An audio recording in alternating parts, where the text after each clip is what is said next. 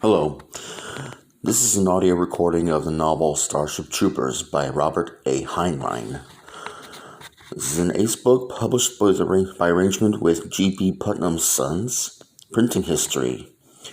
G.B. Putnam's Sons hardcover edition, published in 1959.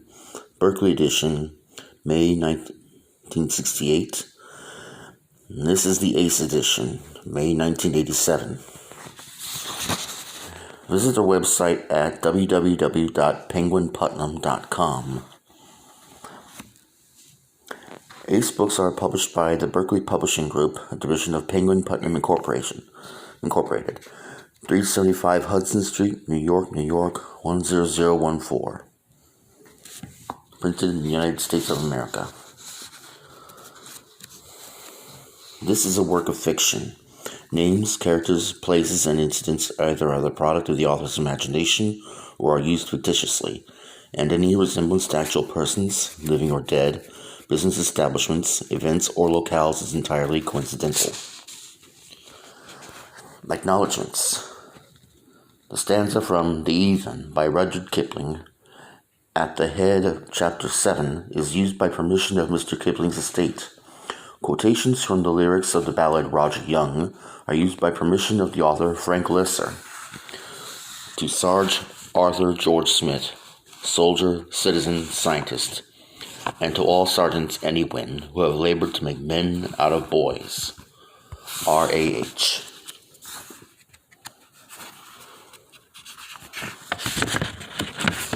Chapter 1. Come on, you apes! You want to live forever? Unknown Platoon Sergeant, 1918. I always get the shakes before a drop. I've had the injections, of course, and hypnotic preparation, and it stands to reason that I can't really be afraid. The ship psychiatrist has checked my brain waves and asked me silly questions while I was asleep, and he tells me that it isn't fear. It isn't anything important. It's just like the trembling of an eager racehorse in the starting gate. I couldn't say about that. I've never been a racehorse. But the fact is, I'm scared silly every time. At D-30, after we'd mustered in the drop room of the Roger Young, our platoon leader inspected us. He wasn't our regular platoon leader, because Lieutenant Ratchak had bought it on their last drop. He was really the platoon sergeant, career ship sergeant Jalal. Jelly was a Finno-Turk from Iskander around Proxima, a swarthy little man who looked like a clerk. But I've seen him tackle two berserk privates so big he had to reach up to grab them, crack their heads together like coconuts, step back out of the way while they fell. Off duty wasn't bad for a sergeant. You could even call him Jelly to his face. Not recruits, of course, but anybody who'd made at least one combat drop. But right now he was on duty. We'd all each inspected our combat equipment. Look, it's your own neck, see? The acting platoon sergeant had gone over us carefully after he'd mustered us, and now Jelly went over us again, his face mean, his eyes missing nothing. He stopped by the man in front of me, pressed a button on his belt that gave readings on his physicals. Fallout! But Sarge, it's just a cold. The surgeon said, Jelly interrupted. But Sarge, he snapped. The surgeon ain't making no drop, and neither are you with a degree and a half of fever.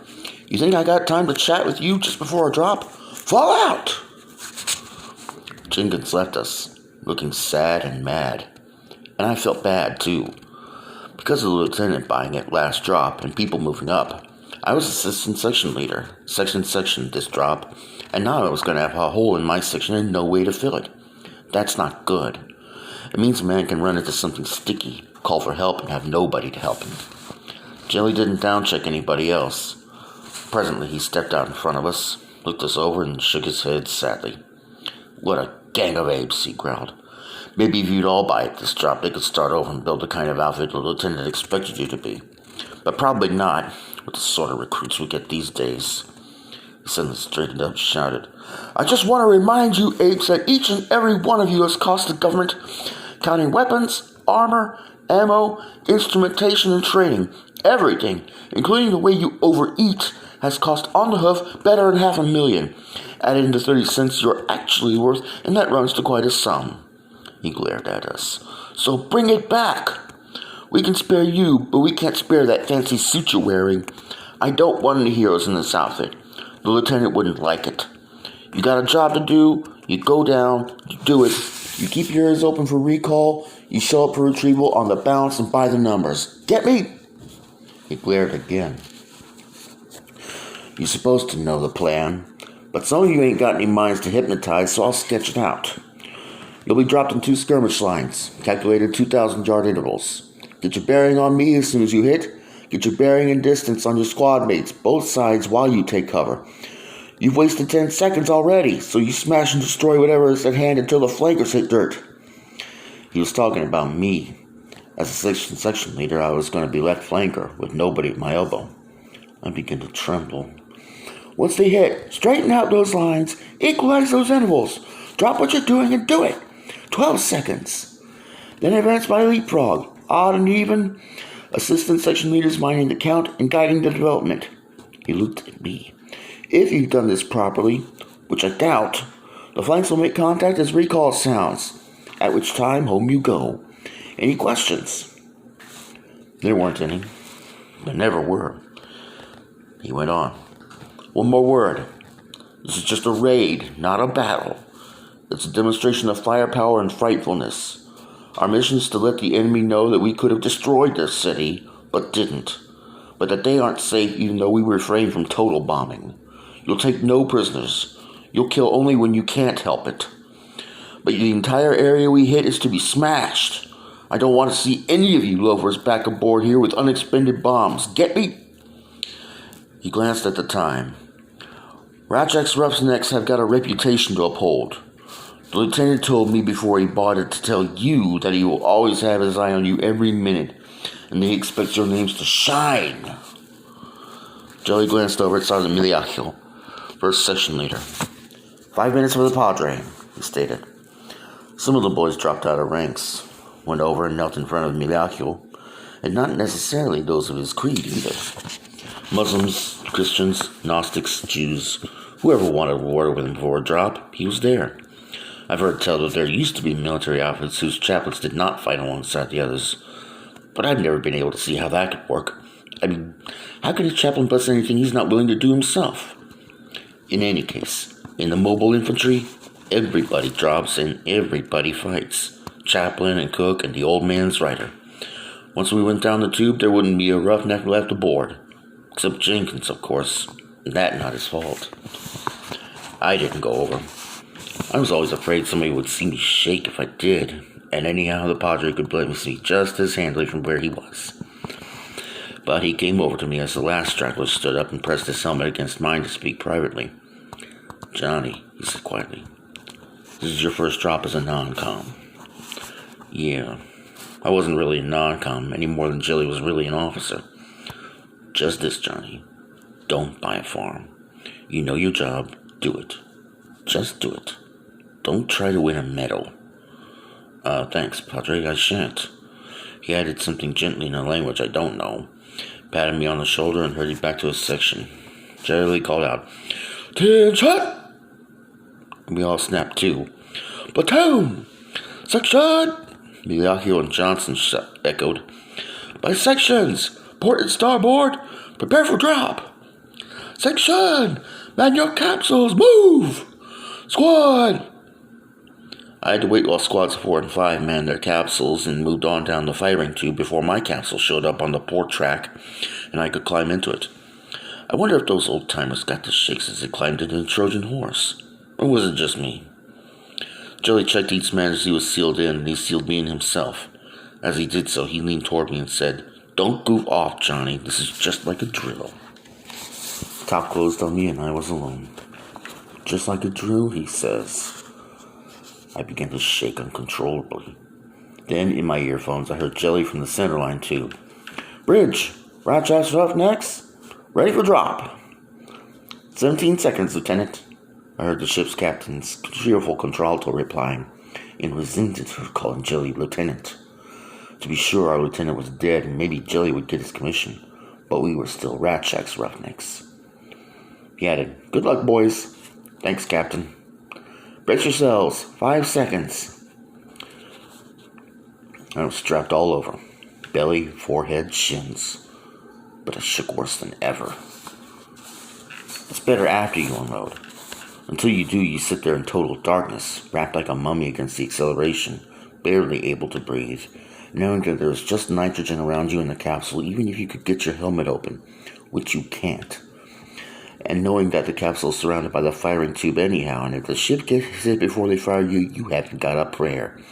You'll just die there, unable to move, helpless. It's that endless wait in the dark that causes the shakes, thinking that they've forgotten you. The ship has been holed and stayed in orbit, dead, and soon you'll by it too, unable to move, choking.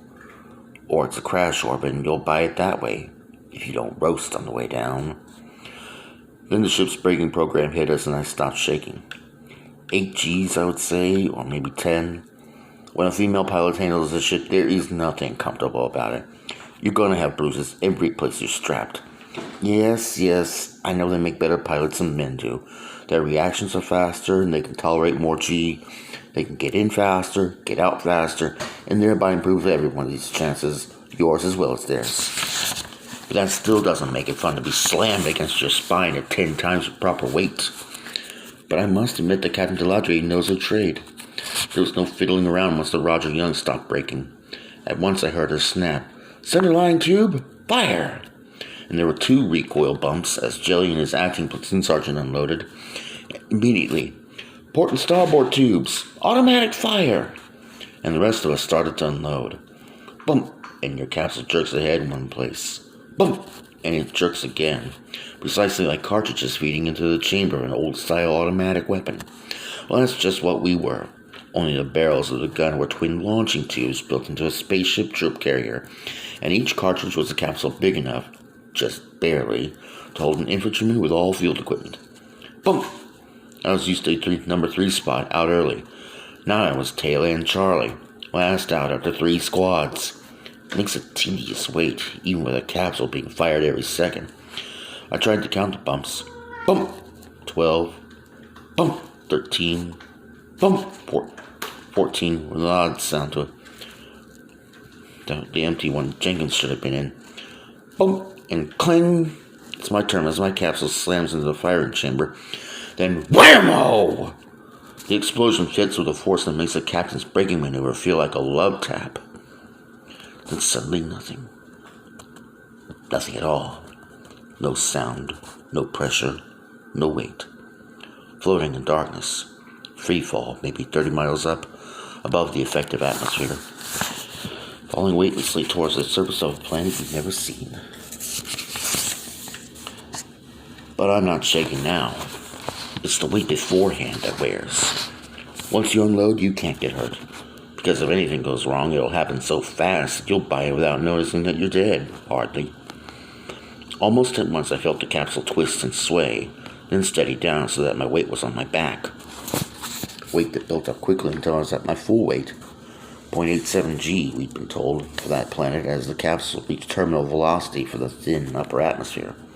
A pilot who is a real artist, and the captain was, will approach and brake so that your launching speed as you shoot out of the tube places you just dead in space relative to the rotational speed of the planet at that latitude.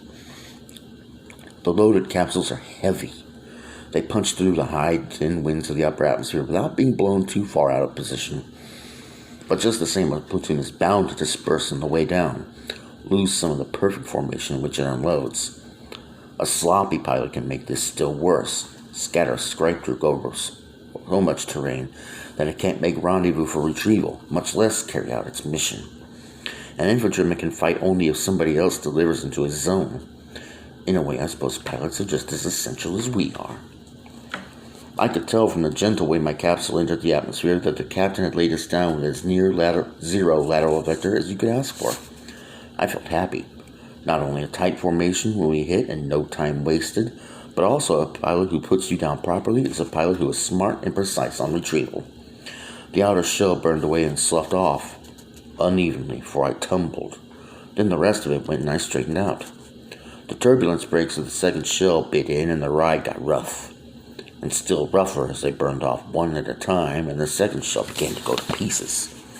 One of the things that helps a capsule trooper to live long enough to draw a pension is that the skins peeling off his capsule not only slow him down, They also fill the sky over the target with so much junk that radar picks up reflections from dozens of targets. For each man in the drop, any one of which could be a man or a bomb or anything.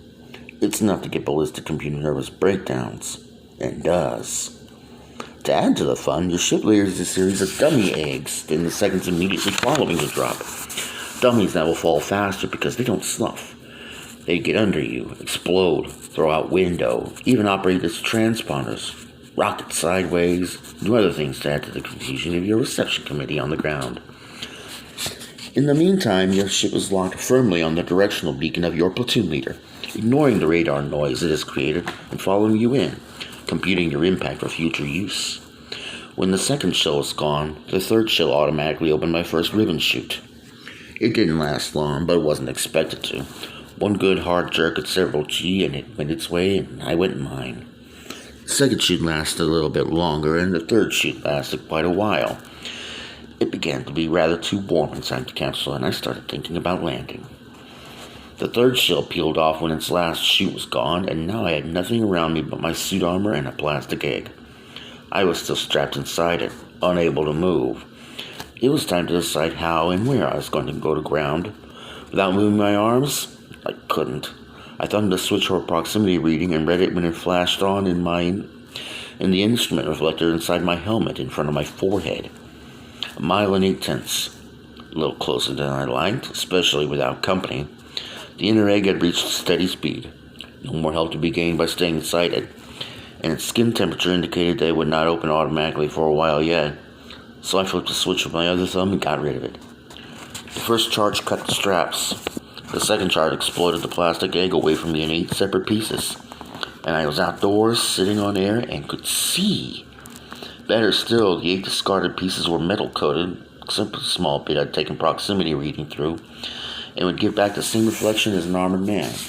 Any radar viewer, alive or cybernetic, would now have a sad time sorting me out from the junk nearest me, not to mention the thousands of other bits and pieces for miles on each side, above and below me.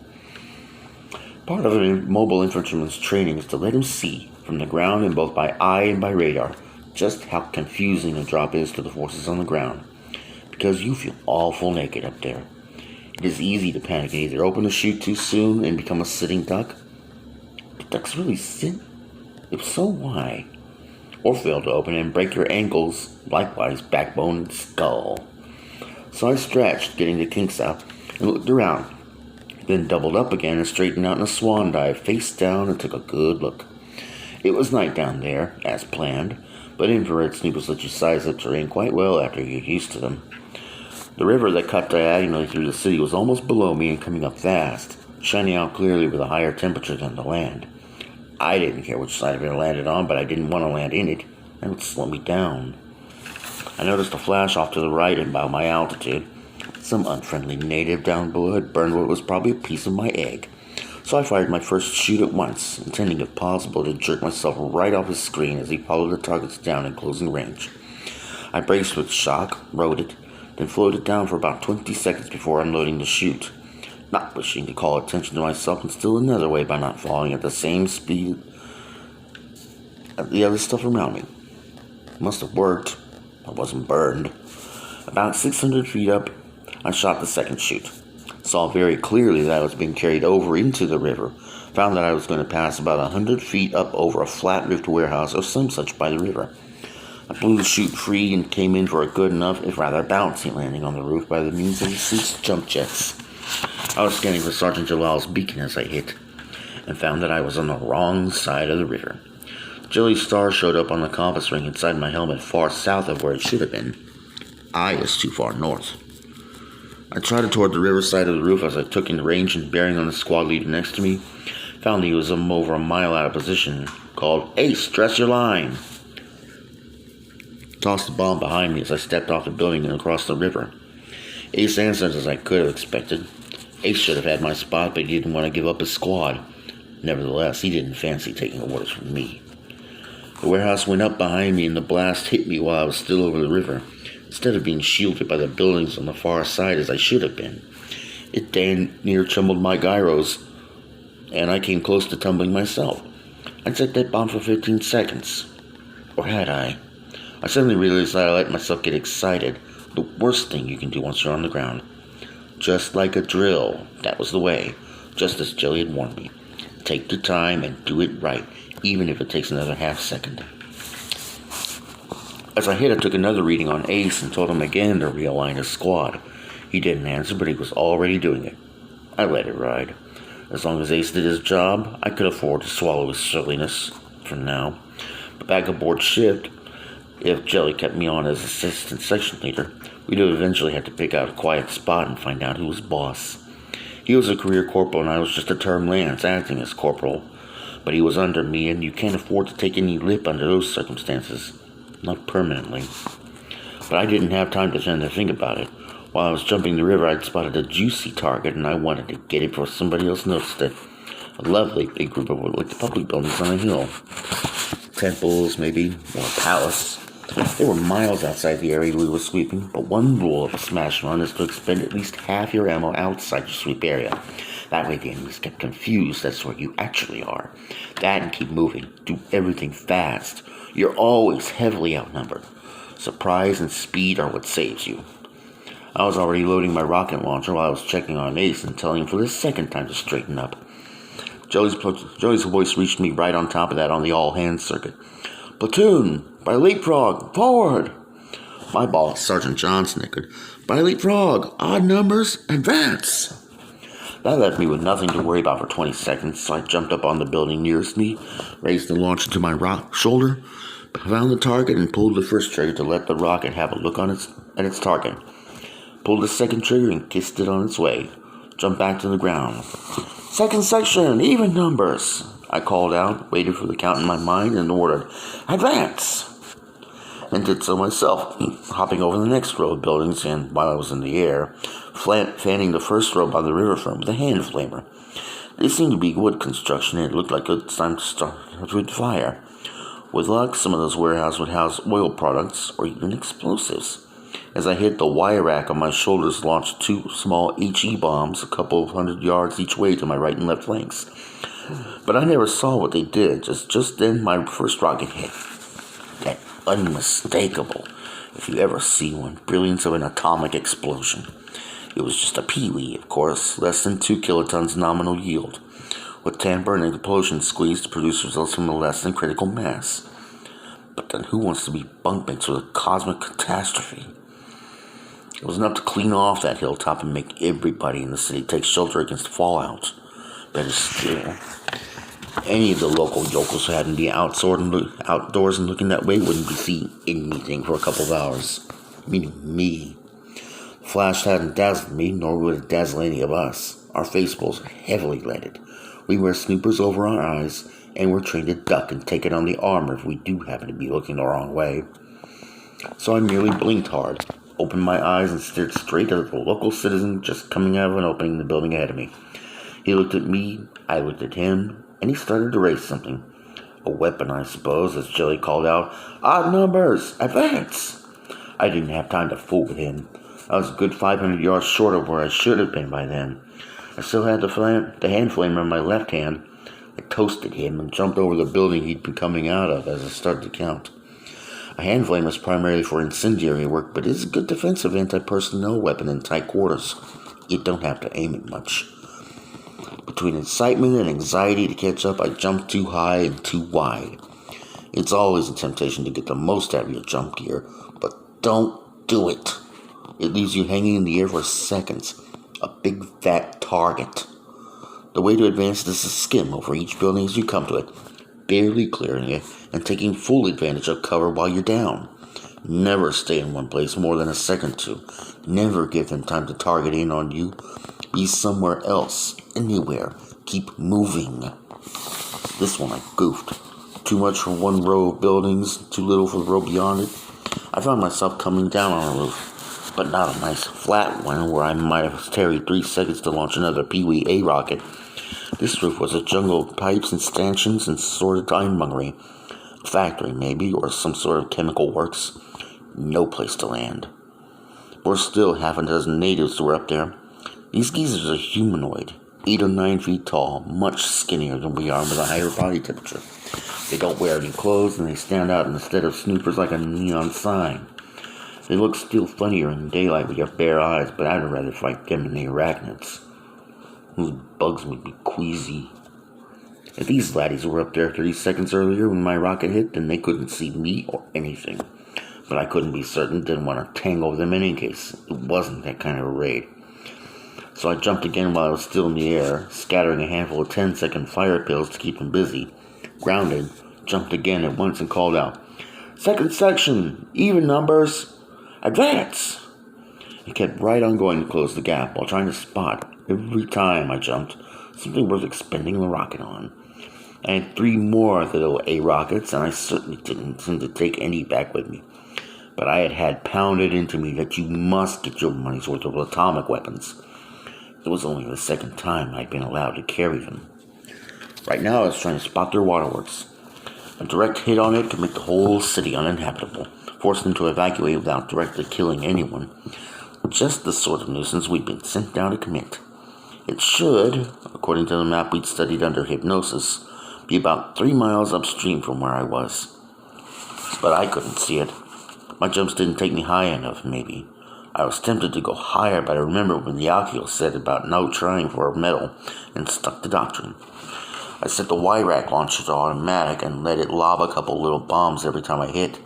I set fire to things more or less at random in between and tried to find the waterworks or some other worthwhile target. Well, there was something up there at the proper range, waterworks or whatever. It was big. So I hopped on top of the tallest building near me, took a beat on it, and let fly. As I bounced down, I heard Jelly, "Johnny, Red, start bending into flanks." I acknowledged and heard Red acknowledge, and switched my head, made beacon to blinker so that Red could pick me out for certain. Took a range and bearing on his blinker while I called out, "Second section, curve in and envelop. Squad leaders acknowledge." 4th and 5th squads answered, "Wilco." A said, "We're already doing it. Pick up your feet." Red's beacon showed the right flank to be almost ahead of me and a good 15 miles away. Golly, this was right. I would have to pick up my feet or I'd never close the gap in time.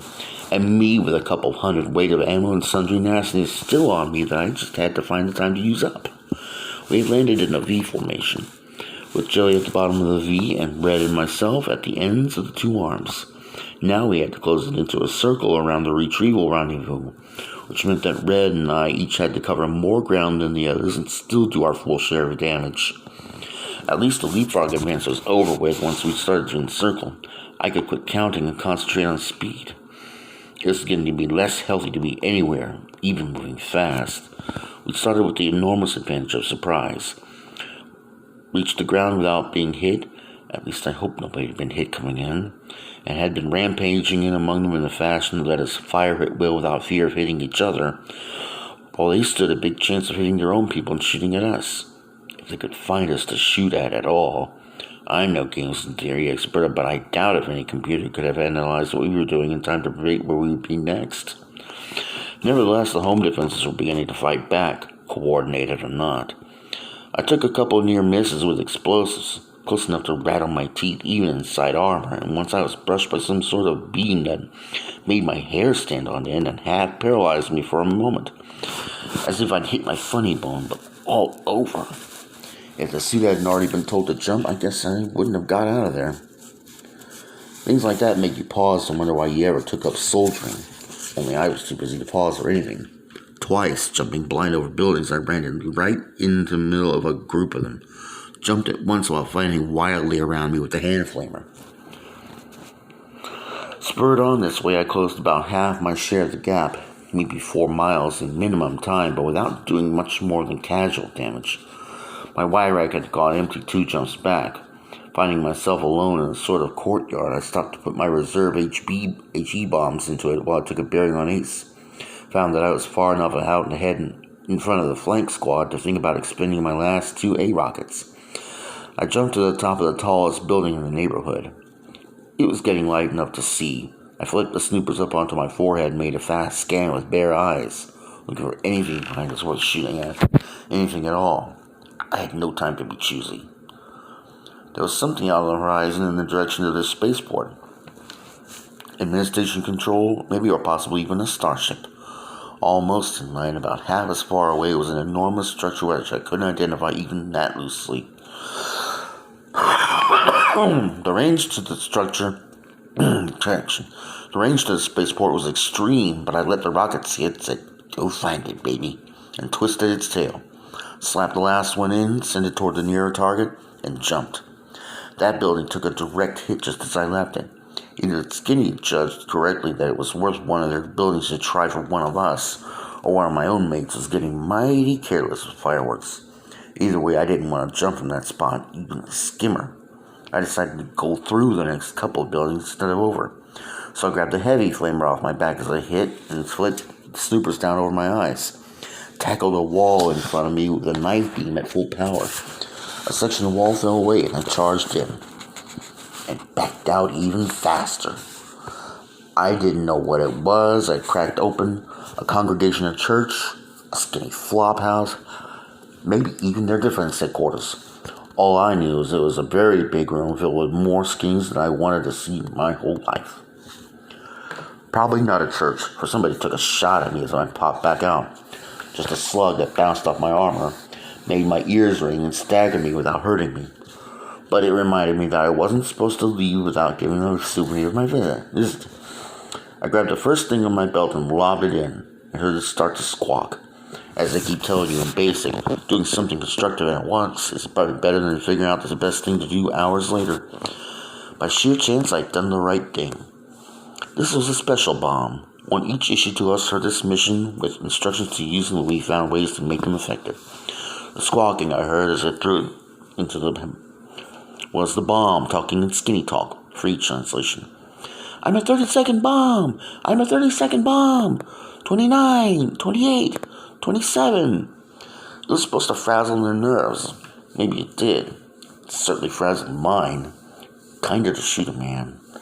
I didn't wait for the countdown. I jumped while I wondered whether they would find enough doors and windows to swarm out in time. I got a bearing on Red's blinker at the top of the jump and going on ace as I grounded. I was falling behind again. Time to hurry. But 3 minutes later, we'd closed the gap. I had Red on my left flank half a mile away. He reported it to Jelly. Where Jelly's relaxed, growled to entire platoon. "Circle is closed, but the beacon is not down yet. Move forward slowly and mill around. Make a little more trouble. But mind the lad on each side of you. Don't make trouble for him. Good job so far, don't spoil it. By platoon, by sections, muster." It looked like a good job to me. Much of the city was burning, and although it was almost full light now, it was hard to tell whether the bare eyes were better than snoopers.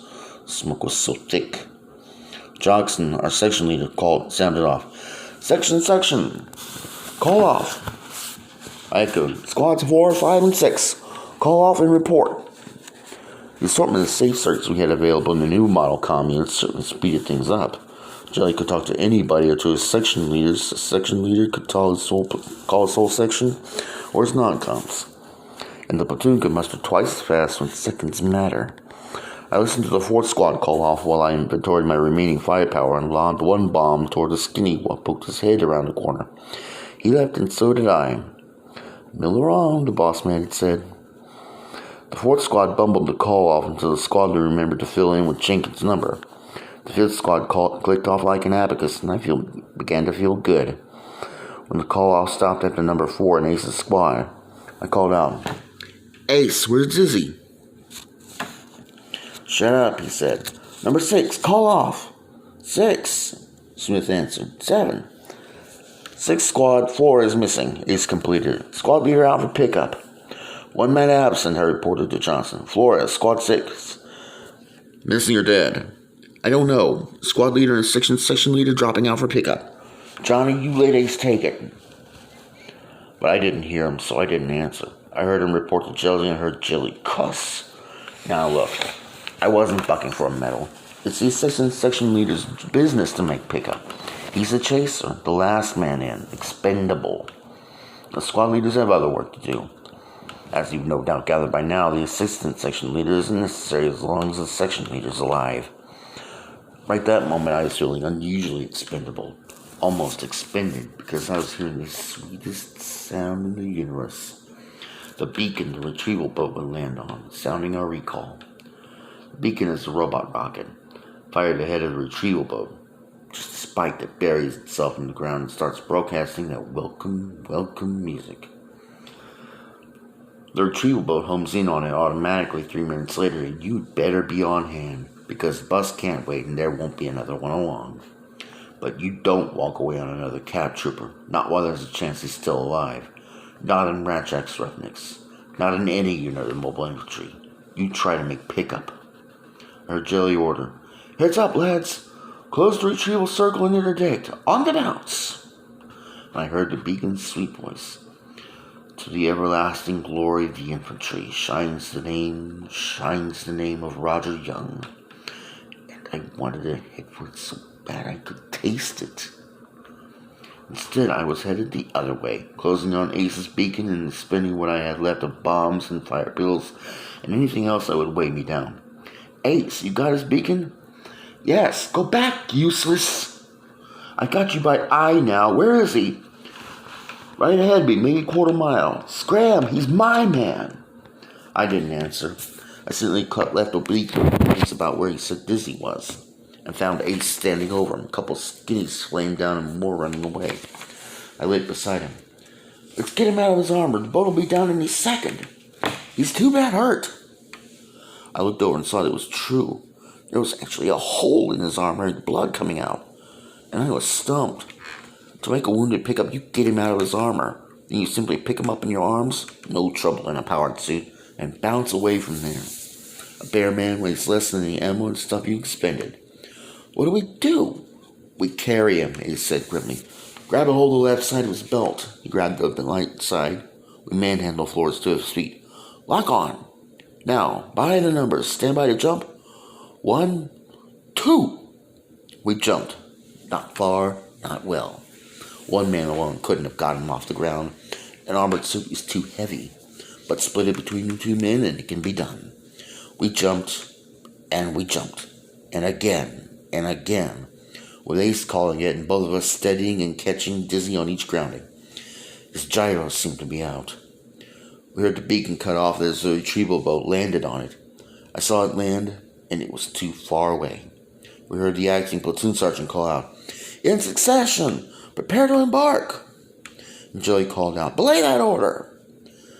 We broke out at last into the open and saw the boat standing on its tail, heard the ululation of its takeoff warning. Saw the platoon still on the ground around it, in interdiction circle, crouching behind the shield they'd formed. Heard Jelly shout, "In succession! Man the boat! Move!" And we were still too far away. I could see them peel off from the first squad, swarm into the boat as the interdiction circle tightened. And a single figure broke out of the circle, came toward us in a speed possible only to a command suit. Jelly caught us while we were in the air, grabbed Flores by his Y rack and helped us lift. 3 jumps got us to the boat. Everybody else was inside, but the door was still open. We got him in and closed it while the boat pilot screamed that we'd all made her miss rendezvous and now we had all bought it. Jelly paid no attention to her. We laid Flores down and lay down beside him. As the blast hit, as Jelly was saying to himself, "All present, Lieutenant. 3 men hurt, but all present." I'll say this for Captain Delagier, they don't make any better pilots. As a rendezvous, boat to ship in orbit, is precisely calculated.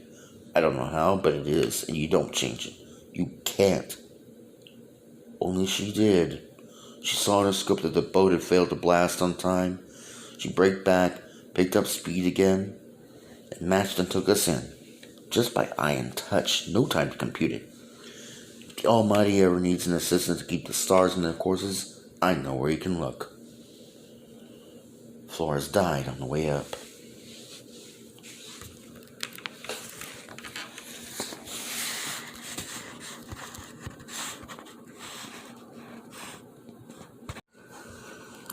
Starship Troopers, Chapter 2. It scared me so I hooked it off, nor stopped as I remember, nor turned about till I got home, locked up in mother's chamber. Yankee Doodle, keep it up, Yankee Doodle dandy. Mind the music and the step, and with the girls be handy. I never really intended to join up. and certainly not the infantry. Why, I would rather have taken 10 lashes in the public square and have my father tell me that I was disgrace to a proud name. Oh, I had mentioned to my father, late in my senior year in high school, that I was thinking over the idea of volunteering for federal service. I suppose every kid does. When his 18th birthday he's into sight, and mine was due the week I graduated. Of course, most of them just think about it, toy with the idea a little, then go do something else. Go to college, or go get a job, or something. I suppose it would have been that way with me, if my best chum had not, with dead seriousness, planned to join up. Carl and I had done everything together in high school. Eyed the girls together, double-dated together, been on the debate team together, pushed electrons together in his home lab. I wasn't much on electronic theory myself, but I'm a neat hand with a soldering gun. Carl supplied the skull sweat, and I carried out his instructions. It was fun. Anything we did together was fun. Carl's folks didn't have anything like the money that my father had, but it didn't matter between us. When my father bought me a Rolls copter for my 14th birthday, it was Carl's as much as it was mine. Contrariwise, his basement lab was mine. So when Carl told me that he was not going straight on with school, but serve a term first, it gave me to pause. He really meant it. He seemed to think that it was natural and right and obvious. So I told him I was joining up too. He gave me an odd look. Your old man won't let you. Huh? How can he stop me? And of course he couldn't, not legally. It's the first completely free choice anybody gets, and maybe his last. When a boy or a girl reaches his or her 18th birthday, he or she can volunteer and nobody else has any say in the matter. You'll find out. Carl changed the subject. So I took it up with my father, tentatively, edging into it sideways. He put down his newspaper and cigar and stared at me. Son, are you out of your mind? I muttered that I didn't think so. Well, it certainly sounds like it. He sighed. Still, I should have been expecting it. It's a predictable stage in a boy's growing up. I remember when you learned to walk and weren't a baby any longer. Frankly, you were a little hellion for quite a while. You broke one of your mother's Sabine vases, on purpose, I'm quite sure. But you were too young to know that it was valuable, so all you got was having your hand spatted.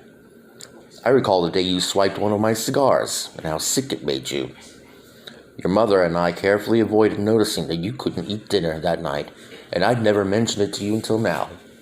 Boys have to try such things and discover for themselves that men's vices are not for them. We watched when you turned the corner on adolescence and started noticing that girls were different and wonderful. He sighed again. All normal stages. And the last one, right at the end of adolescence, is when a boy decides to join up and wear a pretty uniform. Or decides that he's in love. Love such as no man had ever experienced before, and that he just has to get married right away. Or both. He smiled grimly. With me it was both. But I got over each of them in time not to make a fool of myself and ruin my life. But Father, I wouldn't ruin my life. Just a term of service, not career.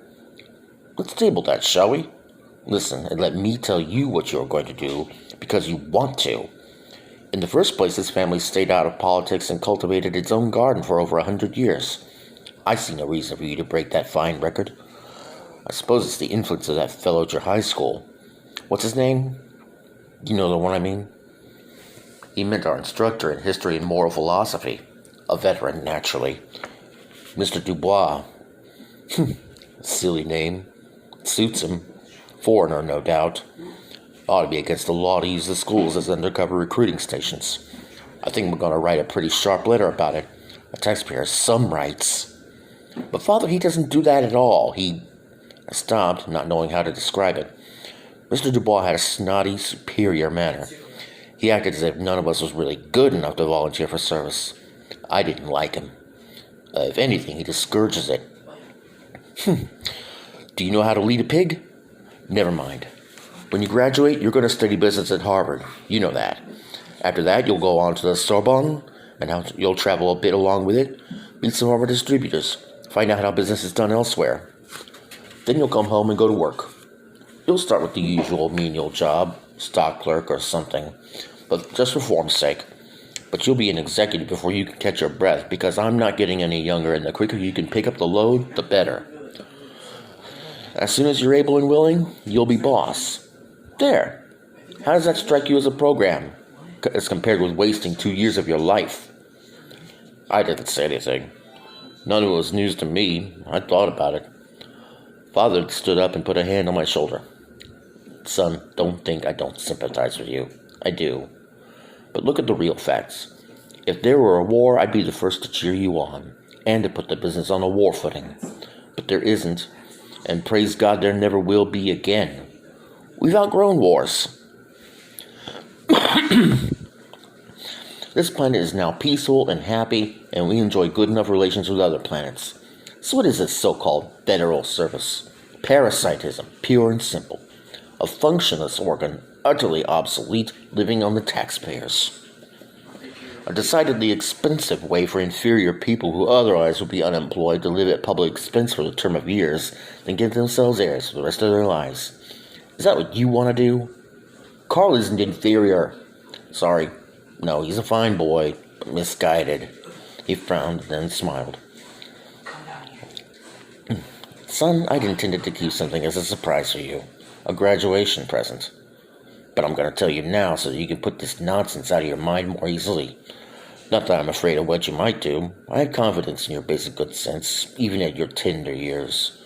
But you're troubled, I know, and this will clear it away. Can you guess what it is? No. He grinned. A vacation trip to Mars. I must have looked stunned. Golly, Father, I had no idea. I meant to surprise you, and I see I did. I know how you kids feel about travel, though it beats me what anyone sees in it after the first time out. But this is a good time for you to do it. By yourself, did I mention that? And get it out of your system, because you'll be hard-pressed to get in even a week on Luna once you take up your responsibilities. He picked up his paper. No, don't thank me. Just run along, let me finish my paper. I've got some gentlemen coming in this evening, shortly. Business. I ran along. I guess he thought that settled it. And I suppose I did too. Mars, and on my own. But I didn't tell Carl about it. I had a sneaking suspicion that he'd regard it as a bribe. Well, maybe it was. Instead, I simply told him that my father and I seemed to have different ideas about it. Yeah, he answered, so does mine. But it's my life. I thought about it during the last session of our class in History and Moral Philosophy. H&MP was different from other courses in that everybody had to take it, but nobody had to pass it. And Mr. Dubois never seemed to care whether he got through to us or not. He would just point at you with the stump of his left arm. He never bothered with names and snap a question. Then the argument would start. But on the last day, he seemed to be trying to find out what we'd learned. One girl told him bluntly, "My mother says that violence never solves anything." So, Mr. Dubois looked at her bleakly. "I'm sure the city fathers of Carthage would be glad to know that. Why doesn't your mother tell them so? Or why don't you?" They tangled before. Since you couldn't flunk the course, it was necessary to keep Mr. Dubois buttered up. She said shrilly, "You're making fun of me. Everyone knows that Carthage was destroyed." "You seem to be unaware of it," he said grimly. "Since you do know it, wouldn't you say that violence had settled their destinies rather thoroughly? However, I was not making fun of you personally. I was heaping scorn on an inexcusably silly idea, a practice I shall always follow. Anyone who clings to the historically untrue and thoroughly immoral doctrine that violence never settles anything, I would advise to conjure up the ghosts of Napoleon Bonaparte and the Duke of Wellington and let them debate it. The ghost of Hitler could referee, and the jury might well be the dodo, the great auk, and the passenger pigeon. Violence, naked force, has settled more issues in history than has any other factor, and the contrary opinion is wishful thinking at its worst. Breeds that forget this basic truth have always paid for it with their lives and freedoms." He sighed. "Another year, another class, and for me, another failure. One can lead a child to knowledge, but one cannot make him think." He pointed his stump at me. "You, what is the moral difference, if any, between the soldier and the civilian?"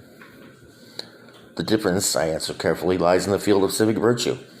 A soldier accepts personal responsibility for the safety of the body politic of which he is a member, defending it, if need be, with his life. The civilian does not." "The exact words of the book," he said scornfully. But do you understand it? Do you believe it? I don't know, sir. Of course you don't. I doubt if any of you here would recognize civic virtue if it came up unbound in your face. He glanced at his watch. And that is all. A final all. Perhaps we shall meet again under happier circumstances. Dismissed. Graduation right after that, and 3 days later my birthday, followed in less than a week by Carl's birthday, and I still hadn't told Carl that I wasn't joining up. I'm sure he assumed that I would not, but we didn't discuss it out loud. Embarrassing. I simply arranged to meet him the day after his birthday, and we went down to the recruiting office together. On the steps of the federal building, we ran into Carmencita Ibanez, a classmate of ours, and one of the nice things about being a member of a race with two sexes. Carmen wasn't my girl. She wasn't anybody's girl. She never made 2 dates in a row with the same boy and treated all of us with equal sweetness and rather impersonally. But I knew her pretty well, as she often came over and used the swimming pool because it was Olympic length. Sometimes with one boy, sometimes with another, or alone, as Mother urged her to. Mother considered her a good influence. For once she was right. She saw us and waited, dimpling. "Hi, fellas."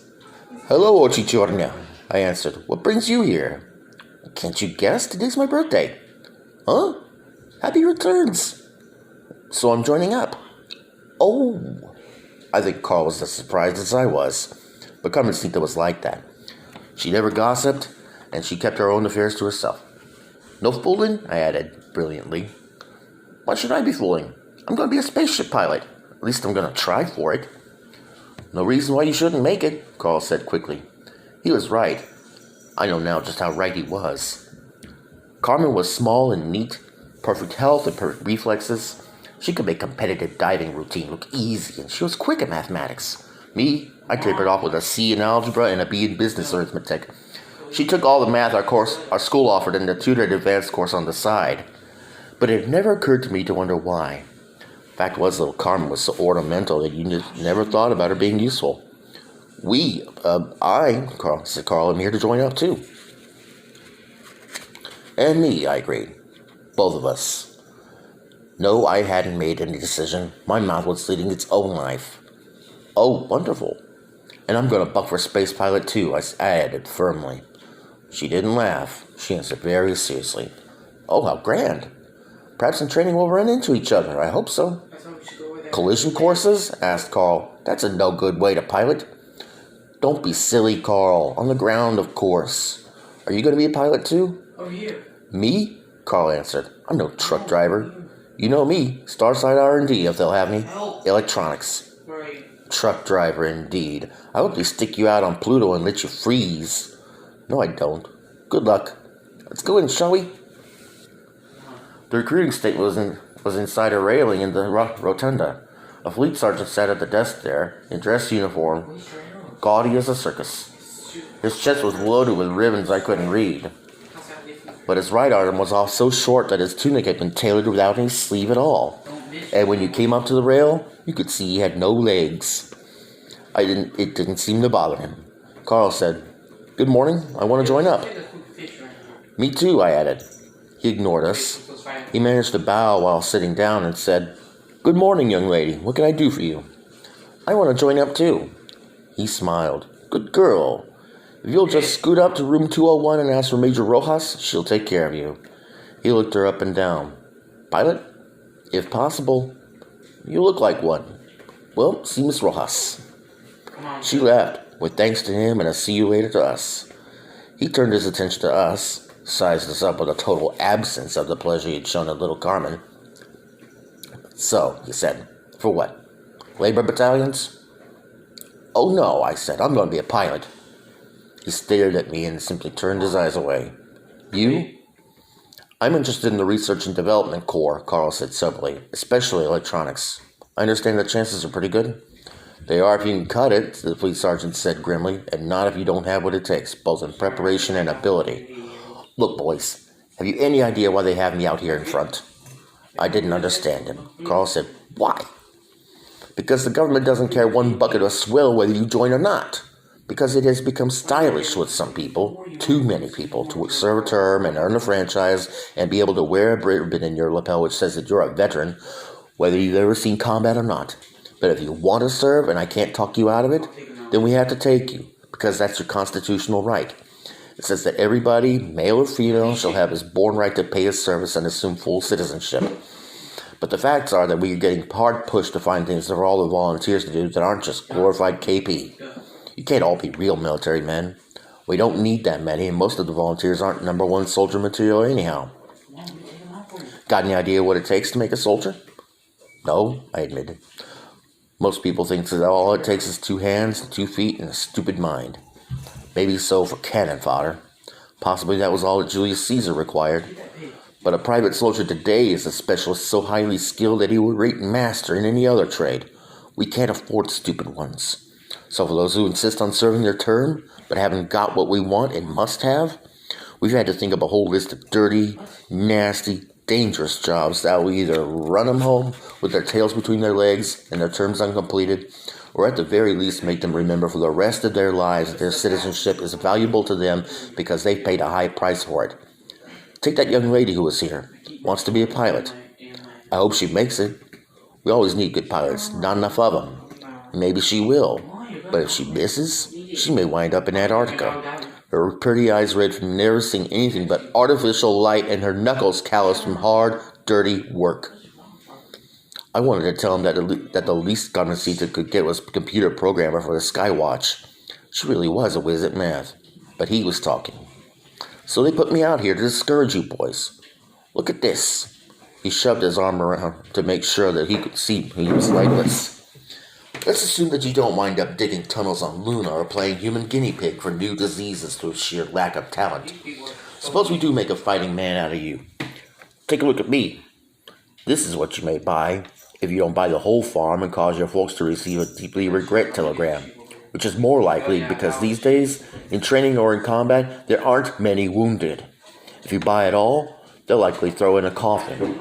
I'm the rare exception. I was lucky, though maybe you wouldn't call it luck.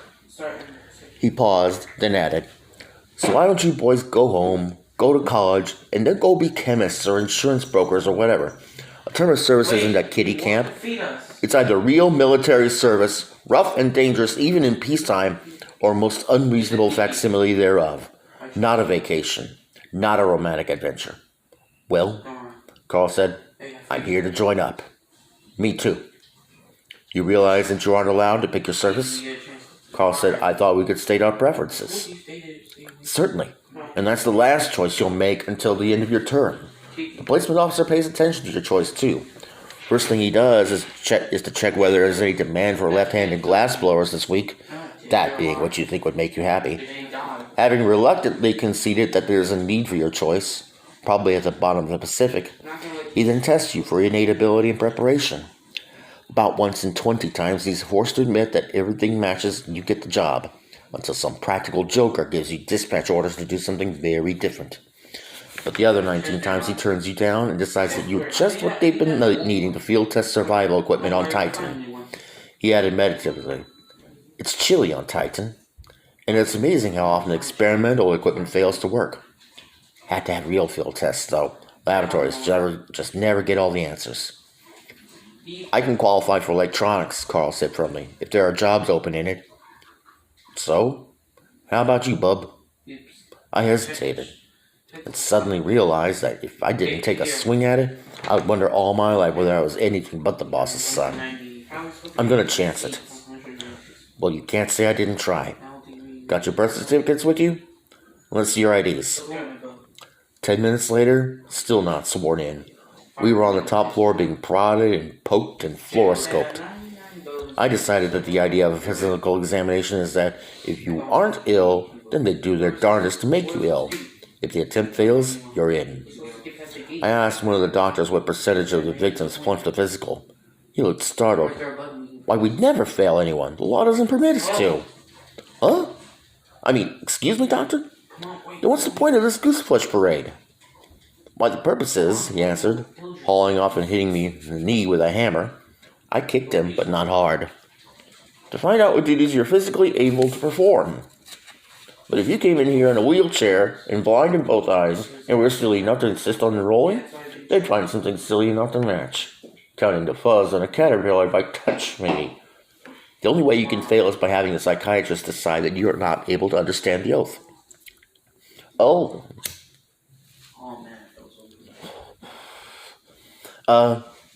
Doctor, were you already a doctor when you joined up? Or did they decide you ought to be a doctor and send you to school? Me? He seemed shocked. Youngster, do I look that silly? I'm a civilian employee.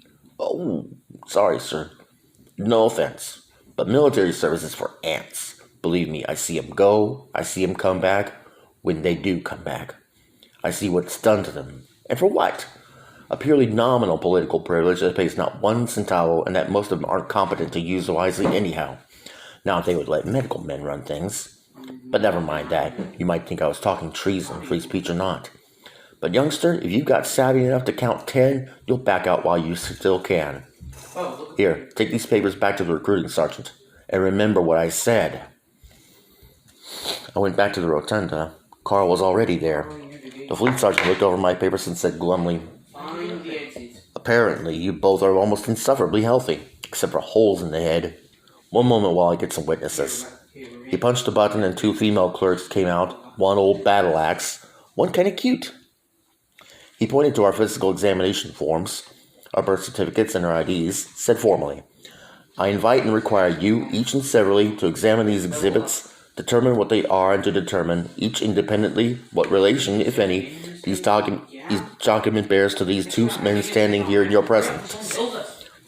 They treated it as a dull routine, which I'm sure it was. Nevertheless, they scrutinized every document. They took our fingerprints again, and the cute one put a jeweler's loop in her eye and compared prints from birth to now. She did the same with signatures. I began to doubt if I was myself. The fleet sergeant added, "Did you find exhibits relating to their present competence to take the oath of enrollment? If so, what?" "We found," the older one said, "appended to each record of physical examination a duly certified conclusion by an authorized and delegated board of psychiatrists stating that each of them is mentally competent to take the oath and that neither one is under the influence of alcohol, narcotics, other disabling drugs, nor of hypnosis." "Very good." He turned to us. "Repeat after me. I, being of legal age, of my own free will." "I," we each echoed, "being of legal age, of my own free will, without coercion, promise, or inducement of any sort, after having been duly advised and warned of the meaning and consequences of this oath, do now enroll in the federal service of the Terran Federation for a term of not less than 2 years, and as much longer as may be required by the needs of the service." I gulped a little over that part. I'd always thought of a term as 2 years, even though I knew better because that's the way people talk about it. Why, we were signing up for life. "I swear to uphold and defend the Constitution of the Federation against all its enemies on or off Terra, to protect and defend the constitutional liberties and privileges of all citizens and lawful residents of the Federation, its associated states and territories, to perform on or off Terra such duties of any lawful nature as may be assigned to me by lawful, direct, or delegated authority, and to obey all lawful orders of the Commander-in-Chief of the Terran Service and of all officers or delegates persons placed over me, and to require such obedience from all members of the service or other persons or non-human beings lawfully placed under my orders, and on being honorably discharged at the completion of my full term of active service or upon being placed on inactive retired status after having completed such full term, to carry out all duties and obligations and to enjoy all privileges of Federation citizenship, including but not limited to the duty, obligation, and privilege of exercising sovereign franchise for the rest of my natural life, unless stripped of honor by verdict, finally sustained of court of my sovereign peers. Whew. Mr. Dubois had analyzed the service oath for us in history and moral philosophy and had made us study it phrase by phrase. But you don't really feel the size of the thing until it comes rolling over you, all in one ungainly piece, as heavy and unstoppable as Juggernaut's carriage. At least to make me realize that I was no longer a civilian with my shirt tail out and nothing on my mind. I didn't know yet what I was, but I knew what it wasn't. "So help me God," we both ended, and Carl crossed himself, and so did the cute one. After that, there were more signatures and fingerprints, all 5 of us, and flat colorgraphs of Carl and me were snapped then and there and embossed into our papers. The fleet sergeant finally looked up. Why, it's way past the break for lunch. Time for chow, lads. I swallowed hard. Sergeant? Speak up. Could I flash my folks from here? Tell them how it came out? We can do better than that.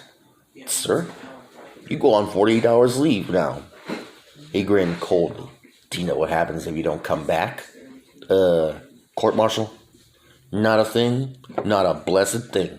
Except that your papers get marked term not completed satisfactorily, and you never get a second chance. This is our cooling off period, during which we shake out the overgrown babies who didn't really mean it and should never have taken the oath. It saves the government money, and it saves a power of grief for such kids and their parents. The neighbors needn't guess. You don't even have to tell your parents. He shoved his chair away from his desk. So I'll see you at noon day after tomorrow, if I see you. Fetch your personal effects. It was a crumbly leave. Father stormed at me, then quit speaking it to me. Mother took to her bed. When I finally left, an hour earlier than I had to, nobody saw me off but the morning cook and the houseboys. I stopped in front of the recruiting sergeant's desk, thought about saluting, and decided I didn't know how. He looked up. Oh, here are your papers. Take them up to room 201. This starts you through the mill. Knock and walk in.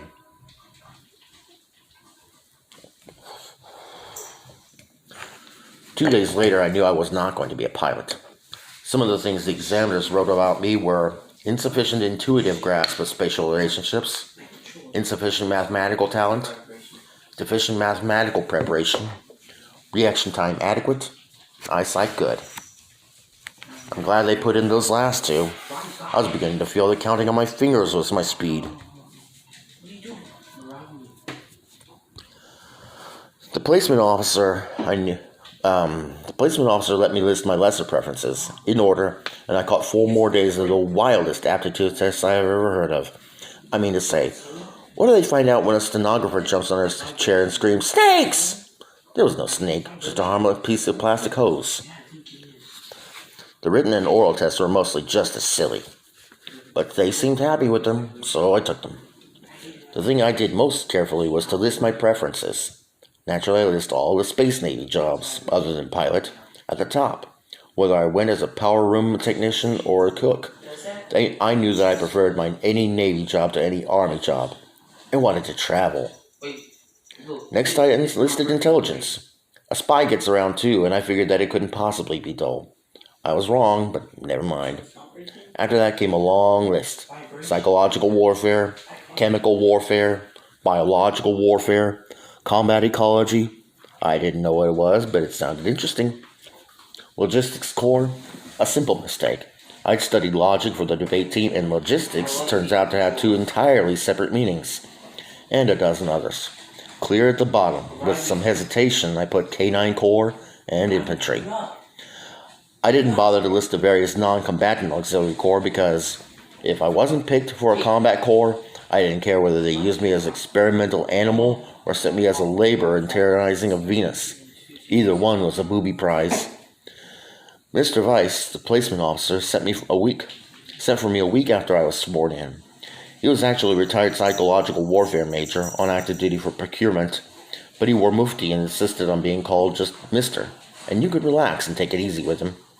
He had my list of preferences and the reports on all my tests, and I saw that he was holding my high school transcript, which pleased me, for I'd done all right in school. I'd stood high enough without standing so high as to be marked as a greasy grind, having never flunked any courses and dropped only one. And I'd been rather a big man around school otherwise. Swimming team, debate team, track squad, class treasurer, silver medal in the annual literary contest, chairman of the homecoming committee, stuff like that. A well-rounded record, and it's all down in the transcript. He looked up as I came in and said, "Sit down, Johnny." I looked back at the manuscript, then put it down. "You like dogs?" "Huh?" "Yes, sir." "How well do you like them? Did your dog sleep on your bed? By the way, where's your dog now?" "Why, I don't happen to have a dog just at present, but when I did..." "Well, no, he didn't sleep on my bed, you see. Mother didn't allow dogs in the house." But did you sneak him in? I thought of trying to explain Mother's not angry but terribly, terribly hurt routine when you tried to buck her on something she had her mind made up about. But I gave up. No, sir. Have you ever seen a Neo dog? Once, sir. They exhibited one at the MacArthur Theater 2 years ago, but the SPCA made trouble for them. Let me tell you how it is with a K9 team. A Neo dog is not just a dog that talks. I couldn't understand that Neo at the MacArthur. Do they really talk? They talk. You simply have to train your ear to their accent. Their mouths can't shade B, M, P, or V, and you have to get used to their equivalents. Something like the handicap of a split palate but with different letters. No matter, their speech is as clear as any human speech. But a Neo-dog is not a talking dog. He is not a dog at all. He is an artificially mutated symbiote derived from dog stock. A Neo, a trained Caleb, is about 6 times as bright as a dog, say about as intelligent as a human moron, except that the comparison is not fair to the Neo. A moron is defective, whereas a Neo is a stable genius in his own line of work. Mr. Weiss scowled. Provided, that is, that he has his symbiote. That's the rub. You're too young to ever to have been married, but you've seen marriage, your own parents at least. Can you imagine being married to a Caleb? Huh? Oh, no, I can't. The emotional relationship between the dog man and the man dog in the K9 team is a great deal closer and much more important than is the emotional relationship in most marriages. If the master is killed, we kill the Neo dog at once. It is all we can do for the poor thing. A mercy killing. If the Neo dog is killed, well, we can't kill the man even though it would be a simple solution. Instead, we restrain him and hospitalize him and slowly put him back together. He picked up a pen and made a mark. I don't think we can risk assigning a boy to K9 who didn't outwit his mother to have his dog sleep with him. So let's consider something else. It was not until then that I realized I must have already flunked every choice on my list above K9 Core, and now I had just flunked it too. I was so startled that I almost missed his next remark. Major Weiss said meditatively, with no expression, and as if he were talking about someone else, long dead and far away. I was once half of the K9 team. When my Caleb became a casualty, they kept me under sedation for 6 weeks and rehabilitated me for other work. Johnny, these courses you've taken, why didn't you study something useful? Sir? Too late now. Forget it. Your instructor in history and moral philosophy seems to think well of you. He does? I was surprised. What did he say? I smiled. He says that you're not stupid, merely ignorant and prejudiced by your environment. From him that is high praise. I know him. Didn't sound like praise to me. That stuck-up, stiff-necked old and, Weiss went on, a boy who gets a C- in appreciation of television can't be all bad. I think we'll accept Mr. Dubois' recommendation. How would you like to be an infantryman?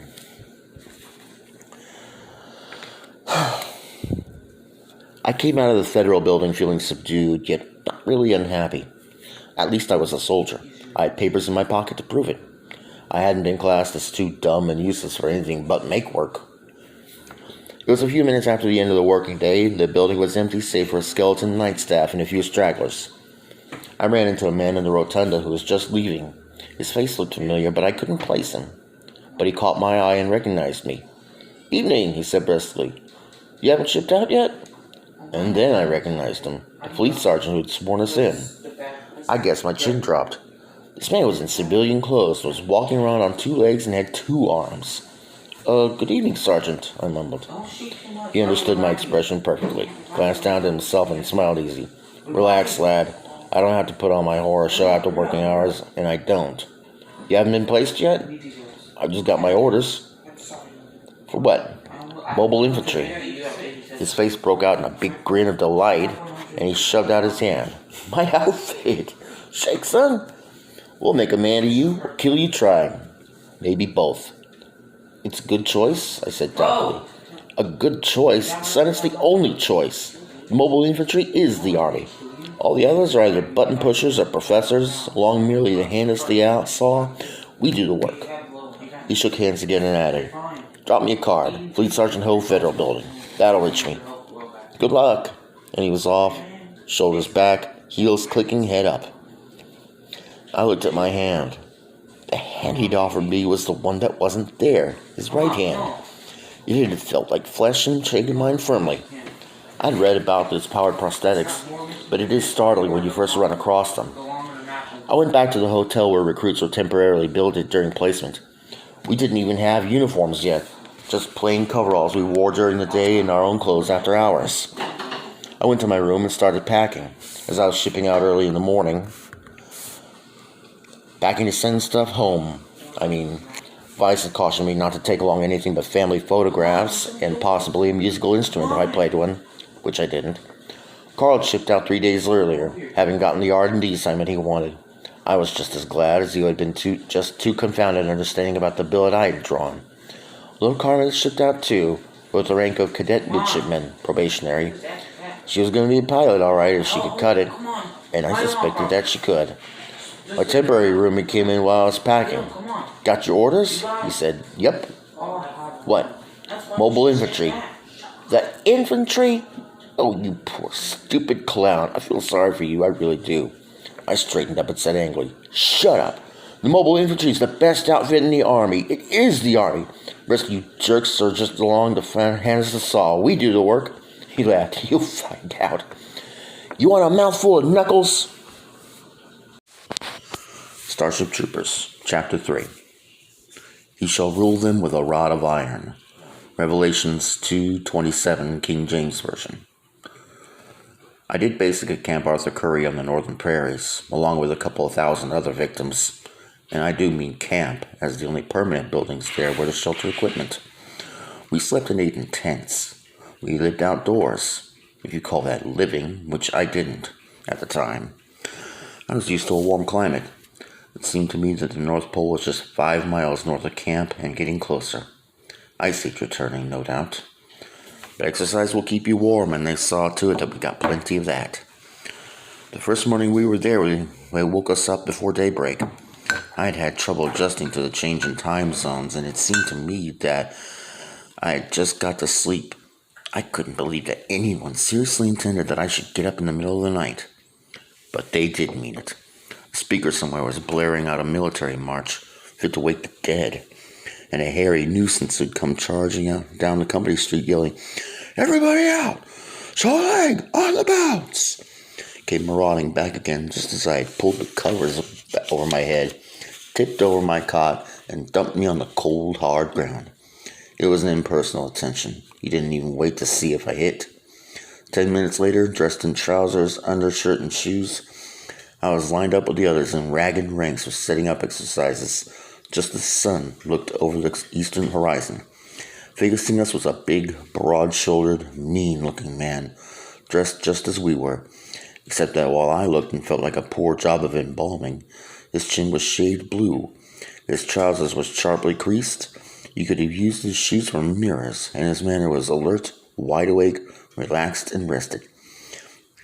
You got the impression that he never needed to sleep, just 10,000-mile checkups and dust him off occasionally. He bellowed, "Company, attention! I am Career Ship Sergeant Zim, your company commander. When you speak to me, you will salute and say, 'Sir.' You will salute and sir anyone who carries an instructor's baton." He was carrying a swagger cane and now made a quick reverse moulinate with it to show what he meant by an instructor's baton. I had noticed men carrying them when we had arrived the night before, and I had intended to get one myself. They looked smart. Now I changed my mind. "Because we don't have enough officers around here for you to practice on. You'll practice on us." "Who sneezed?" No answer. "Who sneezed?" "I did." And a voice answered. "I did what?" "I sneezed." "I sneezed, sir." "I sneezed, sir. I'm cold, sir." "Oh-ho." Zim strode up to the man who had sneezed, shoved the ferrule of the swagger cane an inch under his nose and demanded, "Name?" "Jenkins, sir. Jenkins." Zim repeated it as if the word were somehow distasteful, even shameful. "I suppose some night on patrol you're gonna sneeze because you got a runny nose, eh?" "I hope not, sir." "So do I. But you're cold. We'll fix that." He pointed with his stick. See that armory over there? I looked and could see nothing but prairie except for the one building that seemed to be almost on the skyline. Fall out! Run around it! Run, I said, fast! Bronski, pace him! Right, Sarge! One of the 5 or 6 other baton carriers took out after Jenkins, caught up with him easily, cracked him across the tight of his pants with the baton. Zim turned back to the rest of us, still shivering at attention. He walked up and down, looked us over, and seemed awfully unhappy. At last he stepped out in front of us, shook his head, and said apparently to himself, but he had a voice that carried, "To think this had to happen to me!" He looked at us. "You apes! No, not apes, you don't rate that much! You pitiful mob of sickly monkeys! You sunken-chested, slack-bellied, drooling refugees from apron strings! In my whole life I never saw such a disgraceful little mama-spoiled little darlings, and you there, suck up the gut! Ice front, I'm talking to you!" I pulled in my belly, even though I was not sure he'd addressed me. He went on, and I began to forget my gooseflesh in hearing the storm. He never once repeated himself, and he never used either profanity or obscenity. I learned later that he said those are very special occasions, which this wasn't. But he described our shortcomings, physical, mental, moral, and genetic, in great and insulting detail. But somehow I was not insulted. I became greatly interested in studying his command of language. I wish we'd had him on our debate team. At last he stopped and seemed about to cry. "I can't stand it," he said bitterly. "I just got to work some of it off. I had a better set of wooden soldiers when I was 6. All right, is there anyone of you jungle lice who thinks he can whip me? Is there a man in the crowd? Speak up!" There was a short silence to which I contributed. I didn't have any doubt at all that he could whip me. I was convinced. I heard a voice far down the line, a tall head. "I reckon I can, sir." Zim looked happy. "Good. Step out here where I can see you." The recruit did so, and he was impressive, at least 3 inches taller than Sergeant Zim and broader across the shoulders. "What's your name, soldier?" "Breckenridge, sir. And I weigh 210 pounds, and they ain't any but slack-bellied. Any particular way you'd like to fight? So you just pick your own method of dying. I'm not fussy." "Okay, no rules. Start whenever you like." Zim tossed his baton aside. It started, and it was over. The big recruit was sitting on the ground holding his left wrist in his right hand. He didn't say anything. Zim bent over him. "Broken? Reckon it might be, sir." "I'm sorry, you hurried me a little. Do you know where the dispensary is?" "Never mind." "Jones! Take Breckenridge over to the dispensary." As they left, Zim slapped him on his right shoulder and said quietly, "Let's try it again in a month or 2. I'll show you what happened." I think it was meant to be a private remark, but they were standing about 6 feet in front of where I was slowly freezing solid. Zim stepped back and called out, "Okay, we've got 1 man in this company. At least I feel better. Do we have another one? Do we have 2 more? Any 2 you scrofulous toads think you can stand up to me?" He looked back and forth along the ranks. "Chicken-livered, spineless. Oh, yes, step out." 2 men who had been side by side in ranks stepped out together. I suppose they arranged in whispers night there, but they were also far down the tall end, so I didn't hear. Sim smiled at them. "Names, for your next of kin, please." "Heinrich." "Heinrich what?" "Heinrich, sir, bitte." He spoke rapidly to the other recruit and asked politely, "He doesn't speak much standard English yet, sir." "Meyer, mein Herr," the second man supplied. "That's okay. Lots of them don't speak much of it when they get here. I didn't myself. Tell Meyer not to worry. He'll pick it up, but he understands what we're going to do?" "Jawohl," agreed mein Herr. "Certainly, sir. He understands standard, he just can't speak it fluently." "All right. Where did you pick up those face scars? Heidelberg?" "Nein, no, sir. Königsberg." "Same thing." Zim picked up his baton after fighting Breckenridge. He twirled it and asked, "Perhaps you would each like to borrow one of these? It would not be fair to you, sir." Heinrich answered carefully. "Bare hands, if you please. Suit yourself, though I might fool you. Königsberg, eh? Rules? How can there be rules, sir, with three? An interesting point. Well, let's agree that if eyes are gouged out, they must be handed back when it's over. And yet tell your corpse brooder that I'm ready now. Start when you like." Zim tossed his baton away. Someone caught it. "You joke, sir. We will not gouge eyes." "We will not gouge eyes." "No eye gouging. Agreed. Fire when ready, Gridley." "Please, come on and fight, or get back in the ranks." Now, I'm not sure that I saw it happen this way. I may have learned part of it later in training, but here's what I think happened. The two moved out on each side of the company commander until they had him completely flanked but well out of contact. From this position, there's a choice of 4 basic moves from a man working alone. Moves that take advantage of his own mobility and of the superior coordination of one man as compared with 2.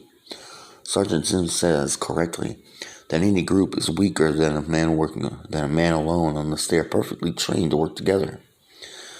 For example, Zim could have fainted at one of them, bounced fast to the other with a disabler, such as a broken kneecap, then finished off the first at his leisure.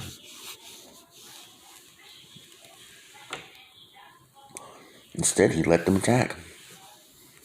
Meyer came at him fast, intending to body check and knock him to the ground, I think, while Heinrich would follow through from above, maybe with his boots.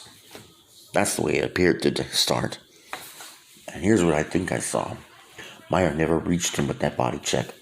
Sergeant Zim whirled to face him while kicking out and getting Heinrich in the belly.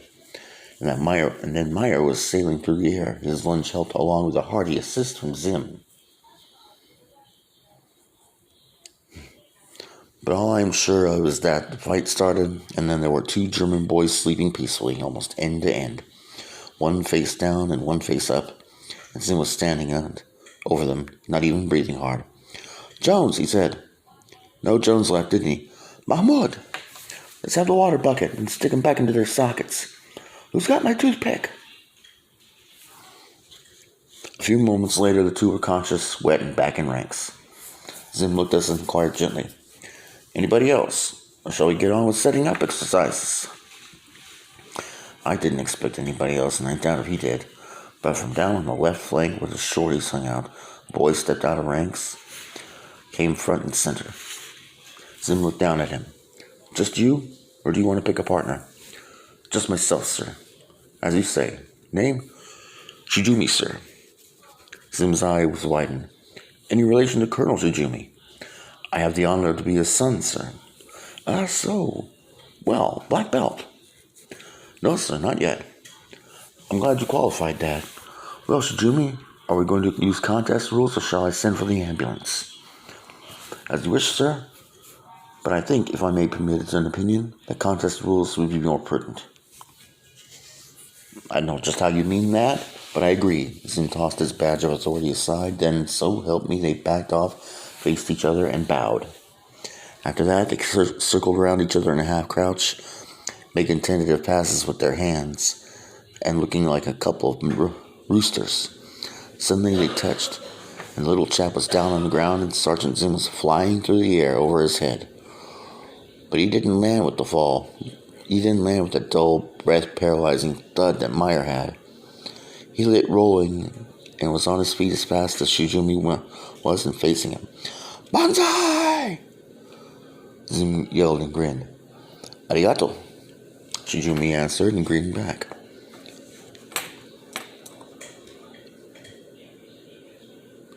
They touched again almost without a pause, and I thought that Sergeant was going to fly again. He didn't. He slid it straight in. There was confusion of arms and legs, and when the motion slowed down, you could see that Zim was tucking Shijumi's left foot in his right ear.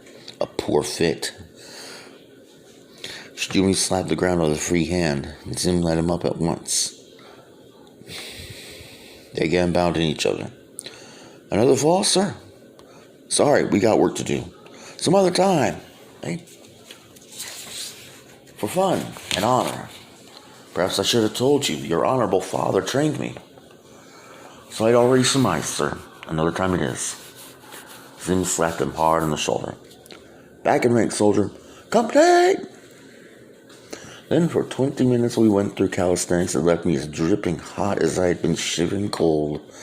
Zim led it himself, doing all with us and shouting to count. He hadn't been mussed that I could see. He wasn't breathing hard as we finished. He never led the exercises after that morning. We never saw him again before breakfast. Rank had its privileges. But he did that morning, and when it was over and we were all bushed, he led us at a trot to the mess tent, shouting to us the whole way, "Step up! You're on the balance, you're dragging your tails!" We always trotted everywhere in Camp Arthur Curry. I never did find out who Curry was, but he must have been a trackman. Breckenridge was already in the mess tent with a cast on his wrist, but thumb and fingers showing. I heard him say, "No, just a green streak, Fatcha. I played a whole quarter with worse. But you wait, I'll fix him." I had my doubts. Shijuni, maybe, but not that big ape. He simply didn't know when he was outclassed. I disliked Zim from the first moment I had eyes on him, but he had style. Breakfast was all right. All the meals were all right. There was none of the nonsense about boarding schools having to make your life miserable at the table. If you wanted to slump down and shovel it in with both hands, nobody bothered you, which was good, as meals were practically the only time somebody wasn't riding you. The menu for breakfast wasn't anything like what I'd been used to at home, and the civilians that waited on us slapped the food around in a fashion that would have made Mother grow pale and leave for her room. But it was hot, and it was plentiful, and the cooking was okay if plain. I ate about 4 times what I normally do, and washed it down with mug after mug of coffee with cream and lots of sugar. I would have eaten a shark without stopping to skin him. Jenkins showed up with Corporal Bronski behind him, and as I was starting on seconds, they stopped for a moment at a table where Zim was eating alone. Then Jenkins slumped over onto a vacant stool by mine. He looked mighty seedy, pale, exhausted, and his breath rasping. I said, "Here, let me pour you some coffee." He shook his head. "You better eat," I insisted. "Some scrambled eggs. They'll go down easy." "Can't eat. Dirty so-and-so." He began cussing out Zim in a low, almost expressionless monotone. All I asked him was to let me go lie down and skip breakfast. Bronski wouldn't let me. He said I had to see the company commander. So I did and told him I was sick. I told him. He just felt my cheek and, counted my pulse and told me sick call was at 9 o'clock. Wouldn't let me go back to my tent. Oh, that rat. I'll catch him on a dark night, I will. I spooned out some eggs for him anyway, and poured coffee. Presently he began to eat. Sergeant Zim got up to leave while most of us were still eating and stopped by our table. "Jenkins." Yes, sir." "At 0900 muster for sick call and see the doctor." Jenkins' jaw muscles twitched. He answered slowly, "I don't need any pills, sir. I'll get by." 0900. That's an order." He left. Jenkins started his monotonous chant again. Finally, he slowed down, took a bite of eggs, and said somewhat more loudly, "Can't help wondering what kind of a mother produced that. I'd just like to have a look at her, that's all. Did he ever have a mother?" It was a rhetorical question, but it got answered. At the head of our table, several stools away, was one of the instructor corporals. He'd finished eating and was smoking and picking his teeth simultaneously. He'd evidently been listening. "Jenkins, sir, don't you know about sergeants?" "Well, I'm learning. They don't have mothers. Just ask any trained private." He blew smoke towards us. "They're reproduced by fission. like all bacteria. I hope you enjoyed that so far. Give me a like and a subscribe. Until the next chapter, have a good one. Starship Troopers, Chapter 4. And the Lord said unto Gideon, The people that are with thee are too many. Now therefore go to, proclaim in the ears of the people, saying, Whosoever is fearful and afraid, let him return. And there returned to the people 22,000, and there remained 10,000. And the Lord said unto Gideon, The people are yet too many. Bring them down to the water, and I will try them for thee there. So he brought the people down to the water, and the Lord said unto Gideon, Every one that lappeth the water with his tongue, as a dog lappeth, him shalt thou set by himself. Likewise, every one that bowed down upon his knees to drink. And the number of them that drank, putting their hand to their mouth, were 300 men. And the Lord said unto Gideon, By the 300 will I save you. Let all the other people go. Judges 7, 2-7. 2 weeks after we got back there, they took our cots away from us. That is to say, that we had the dubious pleasure of folding them, carrying them 4 miles, and stowing them in a warehouse. By then it didn't matter. The ground seemed much warmer and quite soft, especially when the alerts sounded in the middle of the night and we had to scramble out and play soldier, which it did about 3 times a week. But I could get back to sleep after one of those mock exercises at once. I'd rather sleep any place, anytime. Sitting up, standing up, even marching in ranks. Why, I could even sleep during evening parade, standing at attention, enjoy the music without being waked, and wake instantly at the command to pass and review. I made a very important discovery at Camp Curry. Happiness consists in getting enough sleep. Just that, nothing more. All the wealthy, unhappy people you ever met take sleeping pills. Mobile infantrymen don't need them. Give a cap trooper a bunk and time to sack out in it, and he's as happy as a worm in an apple, asleep. Theoretically, you are given 8 full hours of sack time each night, and about an hour and a half after you reach out for your own use. But in fact, your night sack time was subject to alerts, to night duty, to field marches, and to acts of God and the whims of those over you, and your evenings, if not ruined by awkward squad or extra duty for minor offenses, will likely be taken up by shiny shoes, doing laundry, swapping haircuts. Some of us got to be pretty fair barbers, but a clean sweep like a billiard ball was acceptable, and anybody can do that. Not to mention 1,000 other chores have to do with equipment, person, and the demands of sergeants. For example, we learned to answer morning roll call with bathed, meaning you had to get at least 1 bath since last reveille. A man might lie about it and get away with it. I did a couple times. But at least one of our company who pulled that dodge in the face of convincing evidence that he was not recently bathed got scrubbed with stiff brushes and floor soap by his squad mates, while a corporal instructor chaperoned and made helpful suggestions. But if you didn't have more urgent things to do after supper, you could write a letter, loaf, gossip, discuss the myriad mental and moral shortcomings of sergeants, and, dearest of all, talk about the female of the species.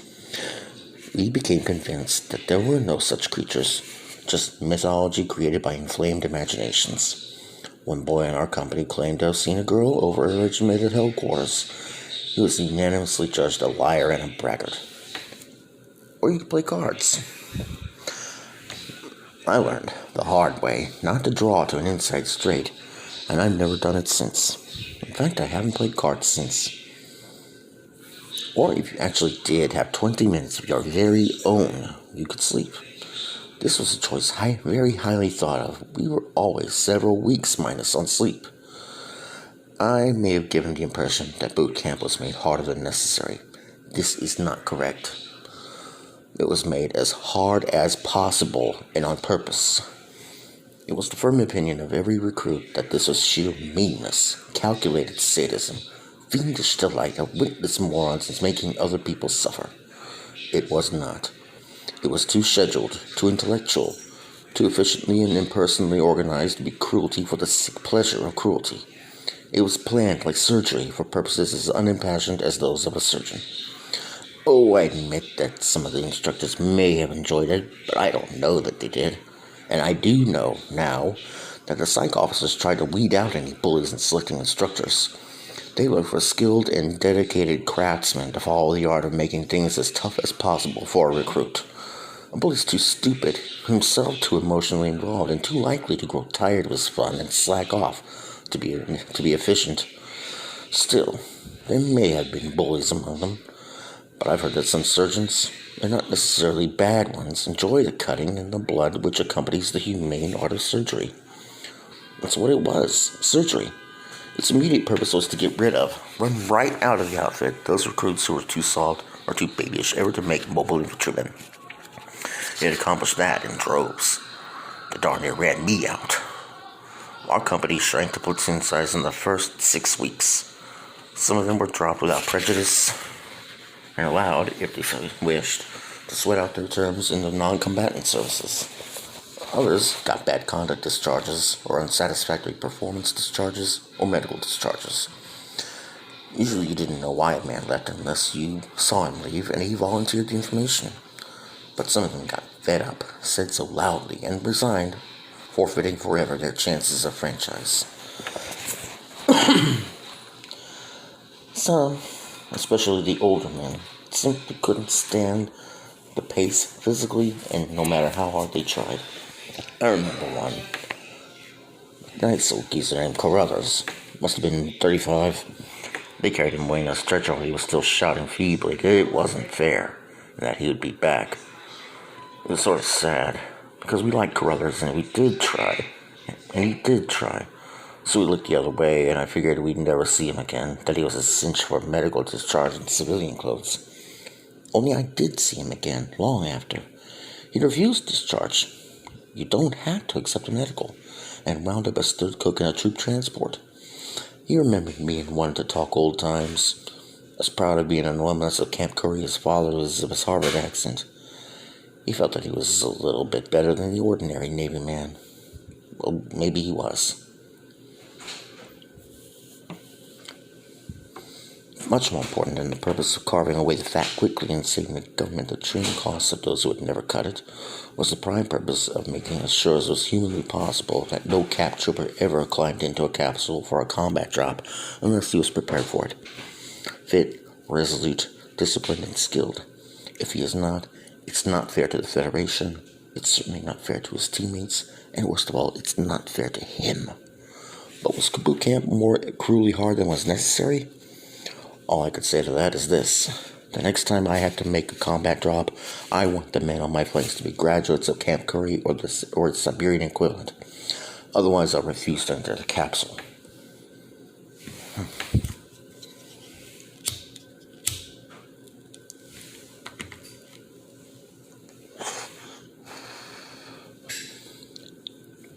But I certainly thought it was a bunch of crummy, vicious nonsense at the time. Little things. When we were there a week, we issued undressed maroons for parade to supplement the fatigues we'd been wearing. Dress and full-dress uniforms came much later. I took my tunic back to the issue shed and complained to the supply sergeant. Since he was only a supply sergeant and rather fatherly in manner, I thought of him as a semi-civilian. I didn't know how, as of then, to read the ribbons on his chest, or I wouldn't have dared speak to him. Sergeant, this tunic's too large. My company commander says it fits like a tent. He looked at the garment. Didn't touch it. Really? Yeah, I want one that fits. He still didn't stir. Let me wise you up, sonny boy. There are just two sizes in this army. Too large and too small. But my company commander, no doubt. But what am I going to do? Oh, it's advice you want. Well, I've got that in stock. New issue, just today. Tell you what I'll do. Here's a needle, and I'll even give you a spool of thread. You won't even need a pair of scissors. A razor blade is better.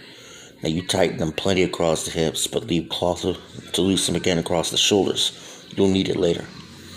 Sergeant Zim's only comment on my tailoring was, you can do better than that. 2 hours extra duty. So I did better than that by next parade. Those first 6 weeks were all hardening up and hazing, with lots of parade drill and lots of route march. Eventually, as files dropped out and went home or elsewhere, we reached the point where we could do 50 miles in 10 hours on the level. which is good mileage for a good horse in case you've never used your legs. We rested, not by stopping, but by changing pace. Slow march, quick march, and trot. Sometimes we went out the full distance, bivouacked and ate field rations, slept in sleeping bags, and marched back the next day. One day we started out on an ordinary day's march. Our bed bags on our shoulders, no bed bags on our shoulders, no rations. When we didn't stop for lunch, I wasn't surprised, as I had already learned to sneak sugar and hard bread and such out of the mess tent, conceal about my person. But when we kept on marching away from camp in the afternoon, I began to wonder. But I'd learned not to ask silly questions. We halted shortly before dark, 3 companies, now somewhat abbreviated. We formed a battalion parade and marched through it, without music. Guards were mounted, and we were dismissed. I immediately looked up Corporal Instructor Brodsky because he was a little easier to deal with than the others, and because I felt a certain amount of responsibility. I happened to be, at the time, a recruit corporal myself. These boots errands don't mean much. Mostly the privilege of being chewed out for whatever your squad did as well as what you did yourself, and they could vanish as quickly as they appeared.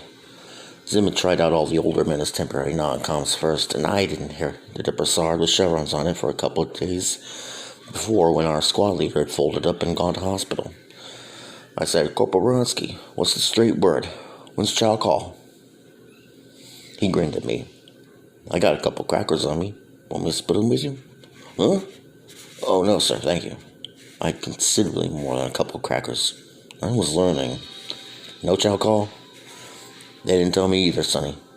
But I don't see any cops approaching. Now, if I was you, I'd round up my squad and figure things out. Maybe one of you can hit a jackrabbit with a rock." "Yes, sir, but..." "Well, are we staying here all night? We don't have our bedrolls." His eyebrows shot up. "No bedrolls? What do I do to Claire?" He seemed to think it over. "Ever see sheep huddled together in a snowstorm?" "Oh, no, sir." "Try it. They don't freeze, maybe you won't. Or if you don't care for company, you might walk around all night. Nobody will bother you as long as you stay inside the posted guards. You won't freeze if you keep moving. Of course, you may be a little tired tomorrow." He grinned again. I saluted and went back to my squad. We divvied up, shared share alike, and I came out with less food than I'd started. Some of those idiots either hadn't sneaked out anything to eat, or had eaten all they had while we marched. But a few crackers and a couple of prunes would do a lot to quiet your stomachs sounding alert.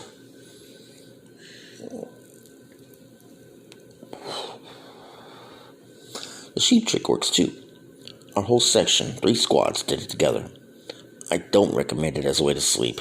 You're either in the outer layer, frozen on one side and trying to worm your way inside, or you are inside, fairly warm, but with everybody else trying to shove his elbows, feet, and halitosis on you. You migrate from one condition to the other all night long in a sort of Brownian movement, never quite waking up and never really sound asleep. All this makes a night about 100 years long. We turned out at dawn to the familiar shot of "Up you come, all abouts!" encouraged by instructors' batons, applied smartly on fundaments sticking out of the files. And then we did setting up exercises.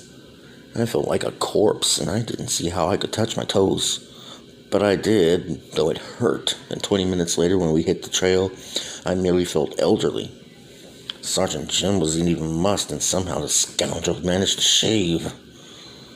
The sun warmed our backs as we marched, and Zim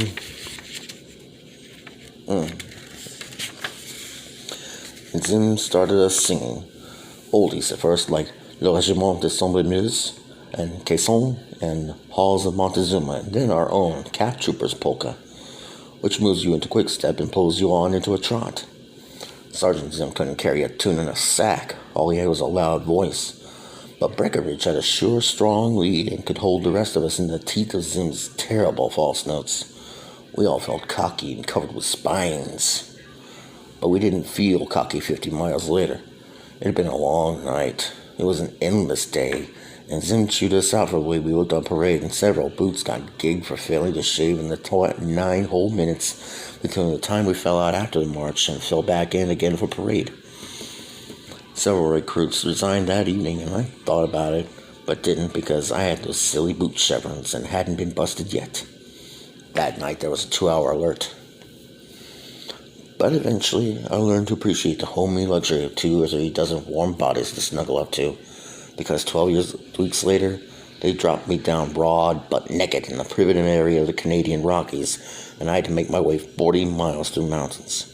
I made it, and I hated the Army every inch of the way. I wasn't in too bad shape when I checked in, though. A couple of rabbits had failed to stay as alert as I was, so I didn't go entirely hungry, nor entirely naked. I had a nice, warm, thick coat of rabbit fat and dirt on my body and moccasins on my feet, the rabbits having no further use for their skins. It's amazing what you can do with a flake of rock if you have to.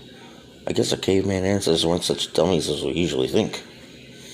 The others made it too. Those who were still around to try and didn't resign rather than take the test. All except 2 boys who died trying. Then we all went back into the mountains and spent 13 days finding them, working with copters overhead to direct us and all the best communication gear to help us, and our instructors in powered command suits to supervise and to check rumors, because the mobile infantry doesn't abandon its own while there is any thin shred of hope.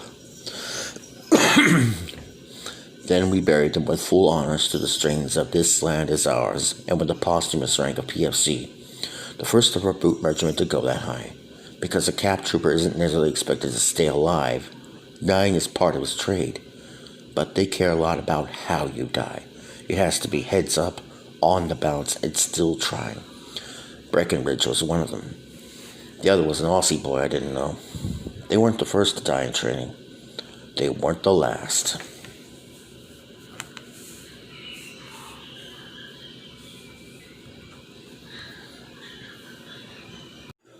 Starship Troopers, Chapter 5. He's bound to be guilty or he wouldn't be here. Starboard gun, fire! Shooting's too good for him, kick the louse out. Port gun, fire! Ancient chant he used to time saluting guns. But that was after we'd left Camp Curry, and a lot had happened in between. Combat training, mostly.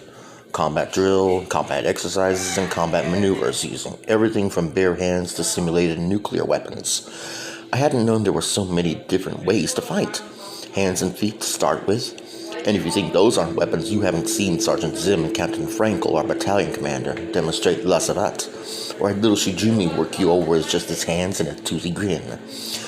Zim made Shijumi an instructor for that purpose at once, and it required us to take his orders, although we didn't have to salute him or say sir. As our ranks thinned down, Zim quit bothering with formations himself, except parade, and spent more and more time in personal instruction, supplementing the corporal instructors. He was sudden death with anything, but he loved knives, and he made and balanced his own instead of using the perfectly good general issue ones. He mellowed quite a bit as a personal teacher too, becoming merely unbearable instead of downright disgusting. He could be quite patient with silly questions.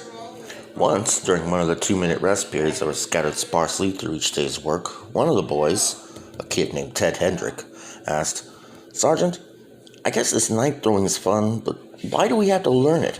What possible use is it?" "Well," answered Zim, "suppose all you have is a knife. Or maybe not even a knife? What do? Just say your prayers and die? Or wait in and make it by it anyhow? Son, this is real. It's not a checker game you can concede if you find yourself too far behind." "But that's just what I mean, sir. Suppose you aren't armed at all, or just one of these toad stickers, say, and the man you're up against has all sorts of dangerous weapons. There's nothing you can do about it. He's got you licked on showdown." Zim said almost gently, "You've got it all wrong, son. There's no such thing as a dangerous weapon." "Huh? Sir?" "There are no dangerous weapons. There are only dangerous men.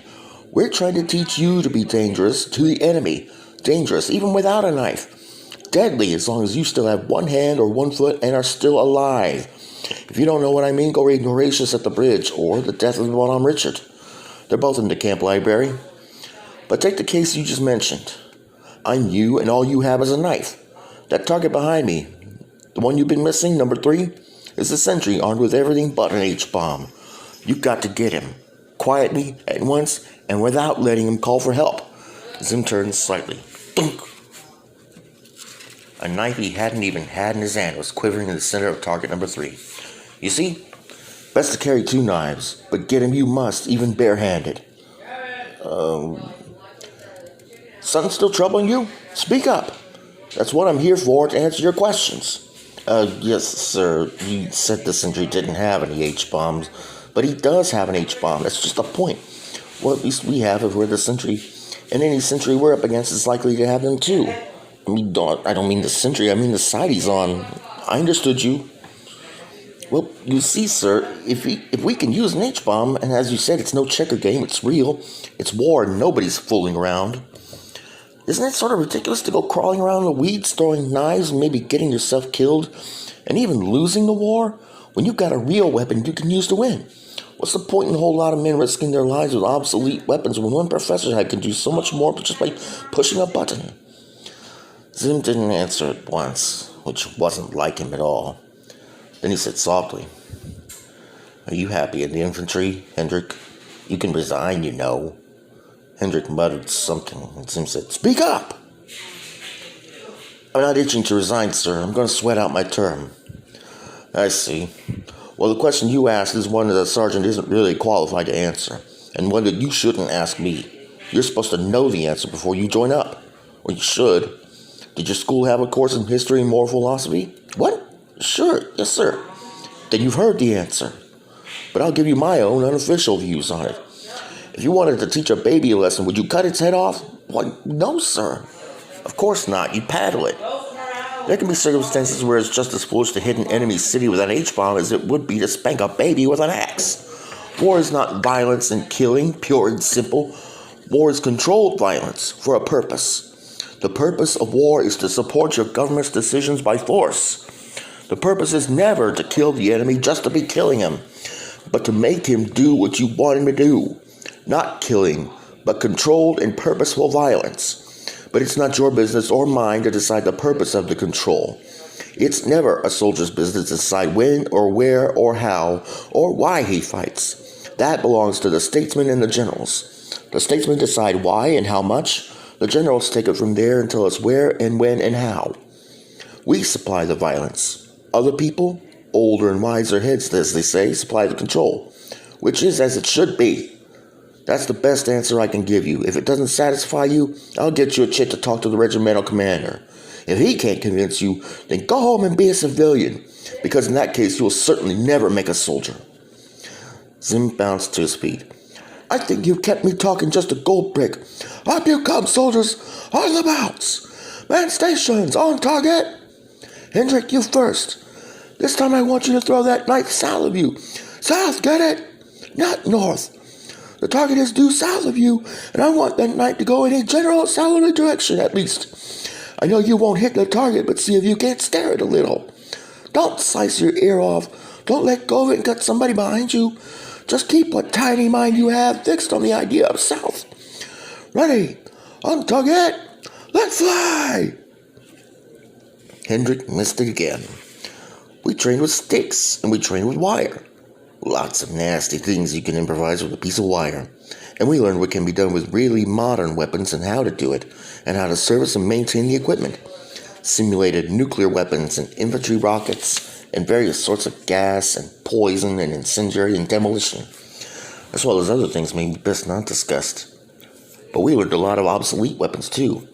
Bayonets on dummy guns, for example, and guns that weren't dummies too, but were almost identical with the infantry rifle of the 20th century. Much like the sporting rifles used in hunting game, except that we fired nothing but solid slugs, alloyed jacketed lead bullets, both at targets on measured ranges and at surprise targets on booby-trapped skirmish runs. This was supposed to prepare us to learn to use any armed weapon to train us to be on the bounce, alert, ready for anything. Well, I suppose it did. I'm pretty sure it did. We used these rifles in field exercises to simulate a lot of deadlier and nastier aimed weapons too.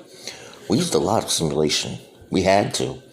An explosive bomb or grenade against material or personnel would explode just enough to put out a lot of black smoke. Another sort of gave off a gas that make you sneeze and weep. The one that told you you were dead or paralyzed. It was nasty enough to make you careful about anti-gas precautions, to say nothing of the chewing out you got if you were caught by it. We got still less sleep. More than half of the exercises were held at night, with snoopers and radar and audio gear and such. The rifles used to simulate aimed weapons were loaded with blanks except 1 in 500 rounds at random, which was a real bullet. Dangerous? Yes and no. It's dangerous just to be alive, and a non-explosive bullet probably won't kill you unless it hits you in the head or the heart, and maybe not then. What that 1 in 500 for real did was to give us a deep interest in taking cover, especially as we knew that some of the rifles were being fired by instructors who were cracked shots and actually trying their best to hit you, if the round happened not to be a blank. They assured us that they would not intentionally shoot a man in the head, but accidents do happen. This friendly assurance wasn't very reassuring. That 500th bullet turned tedious exercises into large-scale Russian roulette. You stop being bored the very first time you hear a slug go whip past your ear before you hear the crack of the rifle. But we did slack down anyhow, and word came down from the top that if we didn't get on the bounce, the incidence of real ones would be changed to 1 in 100. And if that didn't work, to 1 in 50.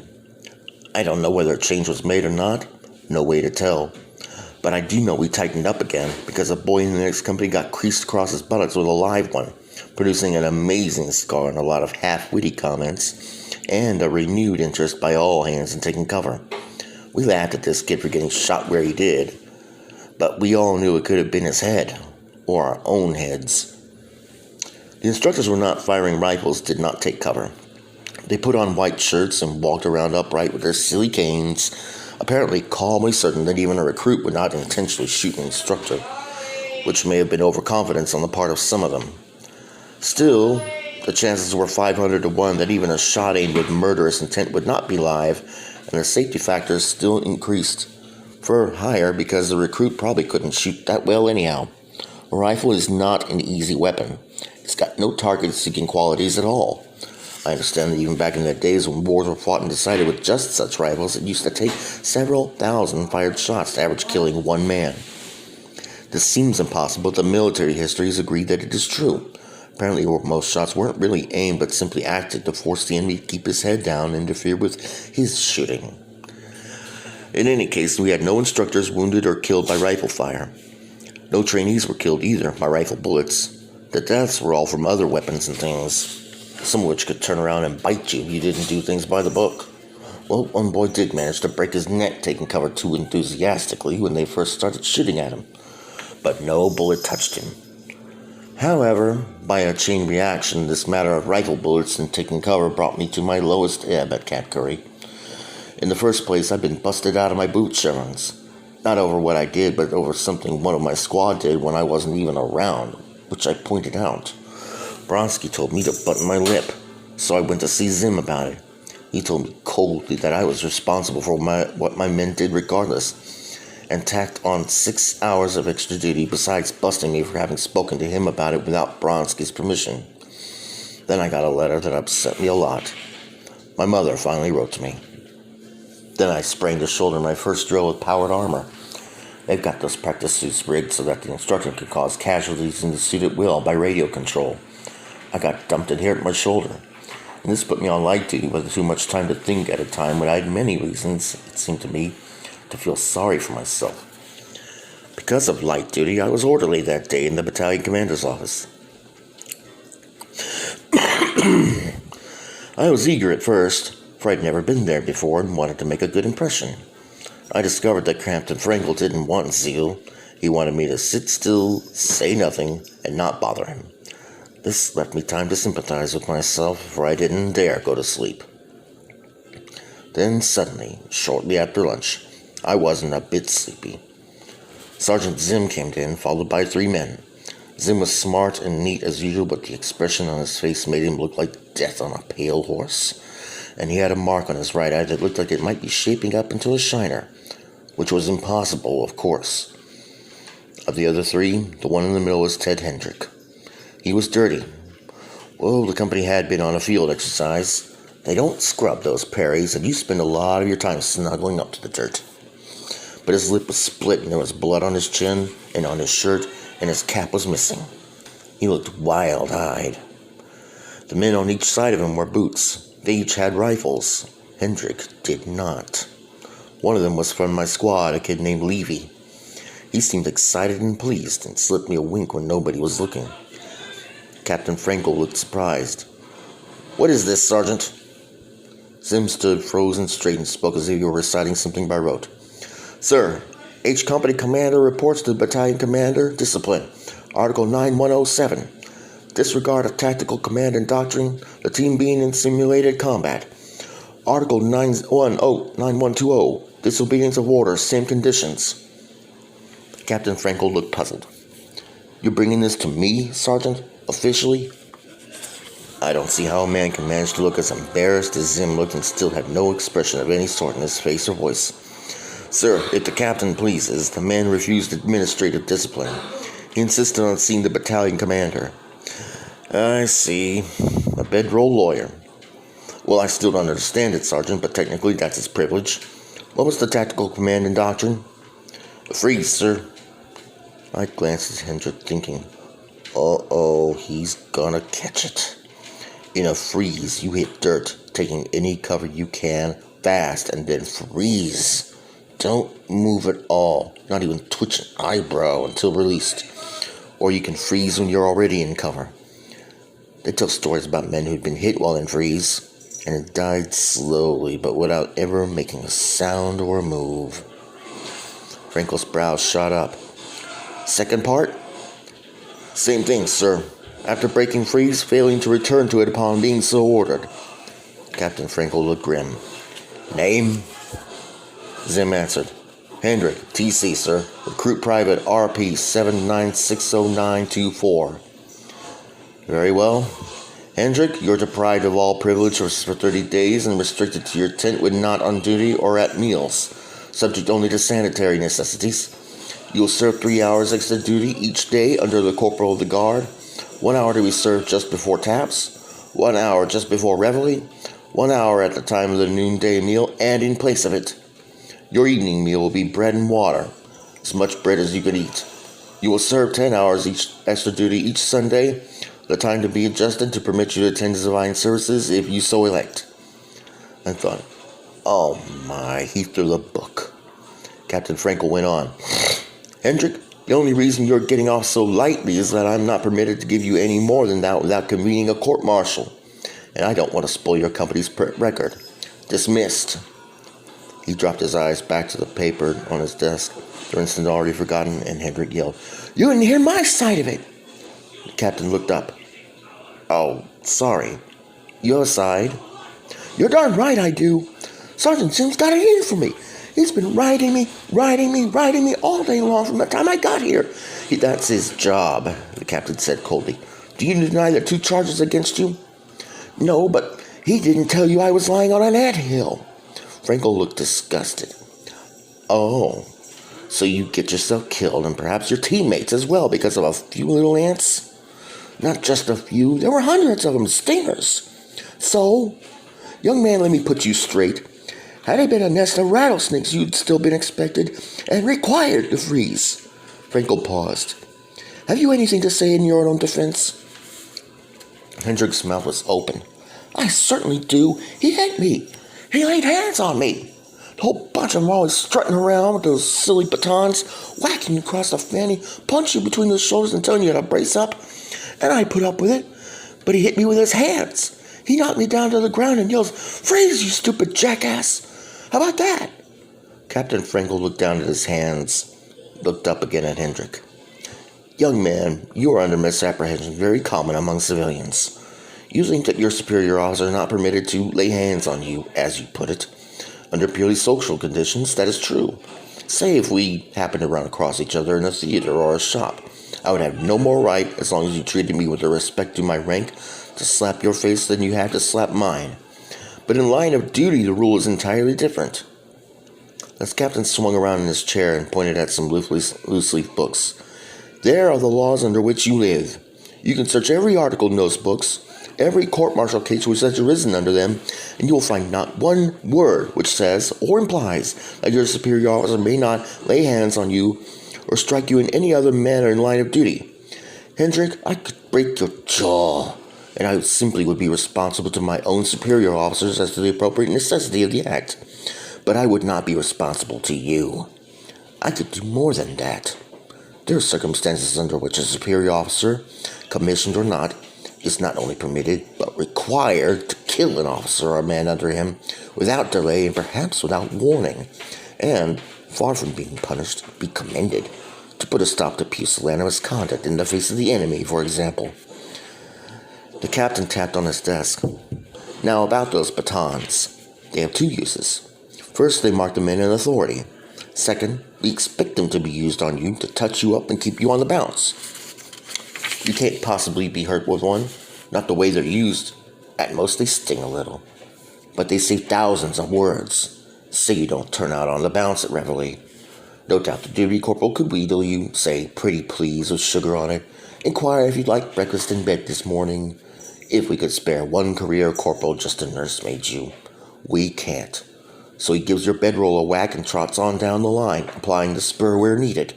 Or he could simply kick you, which would be just as legal and nearly as effective. But the general in charge of training and discipline thinks that it is more dignified, both for the duty corporal and for you, to snap a late sleeper out of his fog with the impersonal rod of authority. And so do I. Not that it matters what you or I think about it. This is the way we do it. Captain Frankel sighed. Hendrik, I have explained these matters to you because it is useless to punish a man unless he knows why he's being punished. You've been a bad boy. I say boy because you quite evidently aren't a man yet, although we keep trying. A surprisingly bad boy in view of the stage of your training. Nothing you have said is any defense, nor even any mitigation. You don't seem to know the score nor have any idea of your duty as a soldier. So tell me in your own words why you feel mistreated. I want to get you straightened out. There might even be something in your favor, though I confess that I cannot imagine what it could be. I sneaked a look or two at Hendrik's face while the captain was chewing him out. Somehow his quiet, mild words were worse chewing out than any Zim had ever given us. Hendrik's expression had gone from indignation to blank astonishment to sullenness. Speak up, Frankel added harshly. Well, we were ordered to freeze, and I hit the dirt, and I found I was on this anthill. So I got to my knees to move over a couple of feet. And I was hit from behind and knocked flat, and he yelled at me. And I bounced up and popped him one, and he, Stop! Captain Frankel was out of his chair and down at 10 feet tall, though he's hardly taller than I am. He stared at Hendrik. You struck your company commander? Huh? I said so, but he hit me first.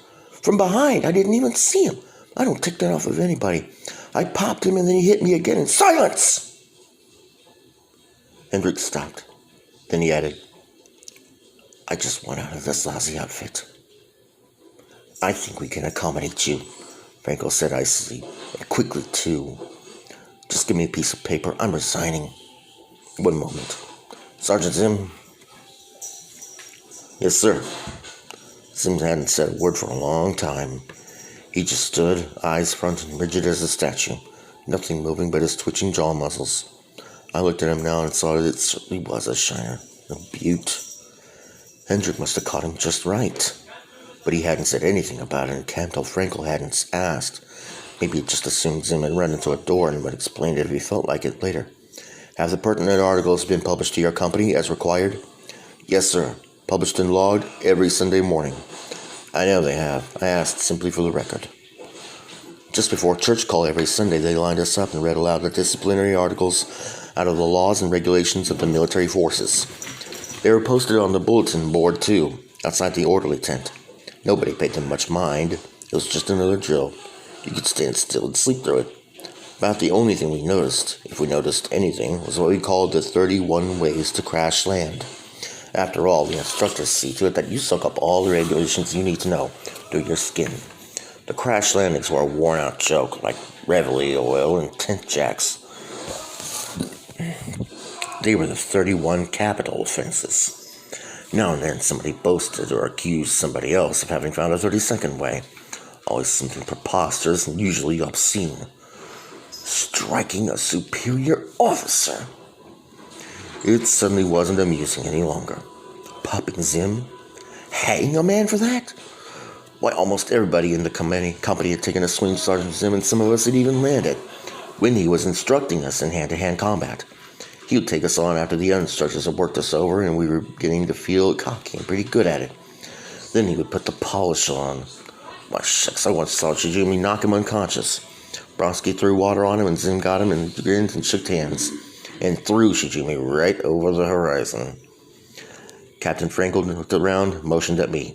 You, flash regimental headquarters. I did it. All thumbs.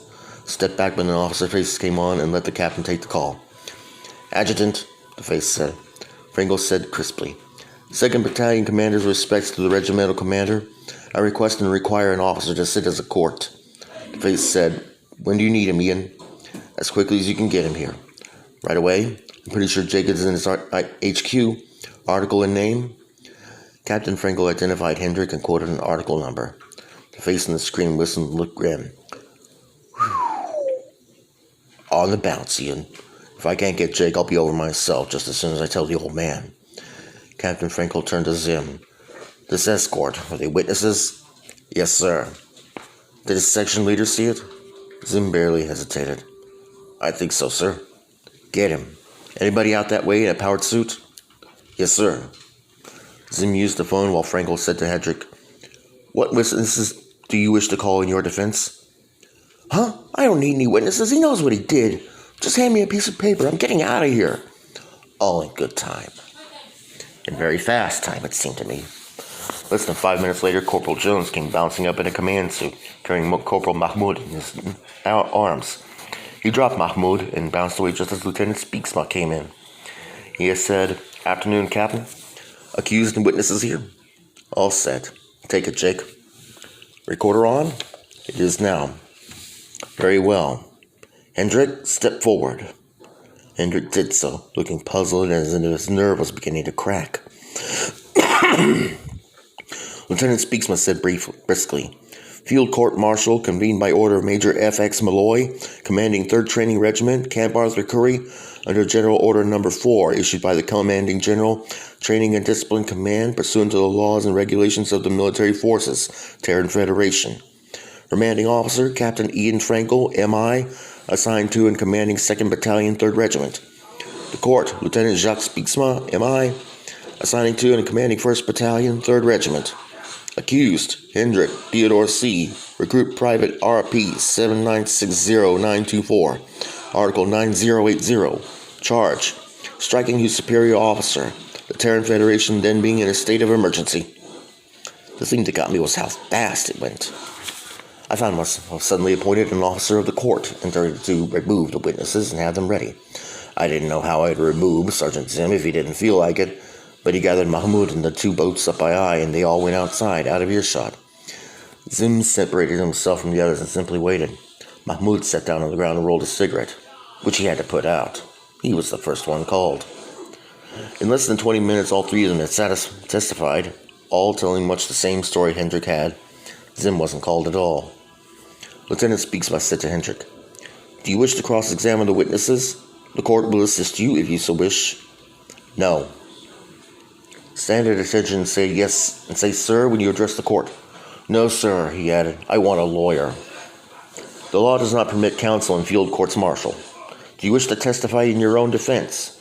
You are not required to do so, and, in view of the evidence thus far, the court will take no judicial notice if you choose not to do so.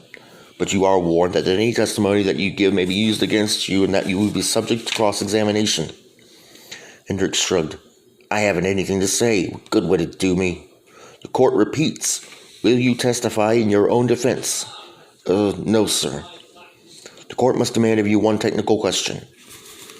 Was the article under which you are charged published to you before the time of the alleged offense of which you stand accused? You may answer yes or no, or stand mute. But you are responsible for your answer under Article 9167, which relates to perjury. The accused stood mute. Very well. The court will reread the article of the charge aloud to you and ask again ask you that question. Article 9080. Any person in the military forces who strikes or assaults or attempts to strike or assault, I suppose they did.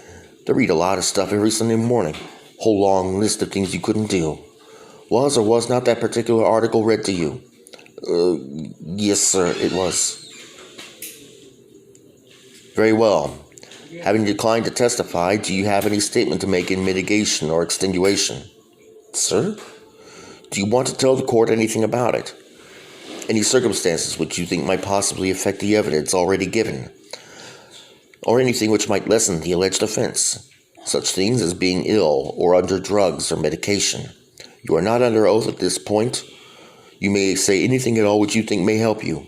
What the court is trying to find out is this. Does anything about this matter strike you as being unfair? If so, why? Huh? Of course it is. Everything about it is unfair. He hit me first. You heard him.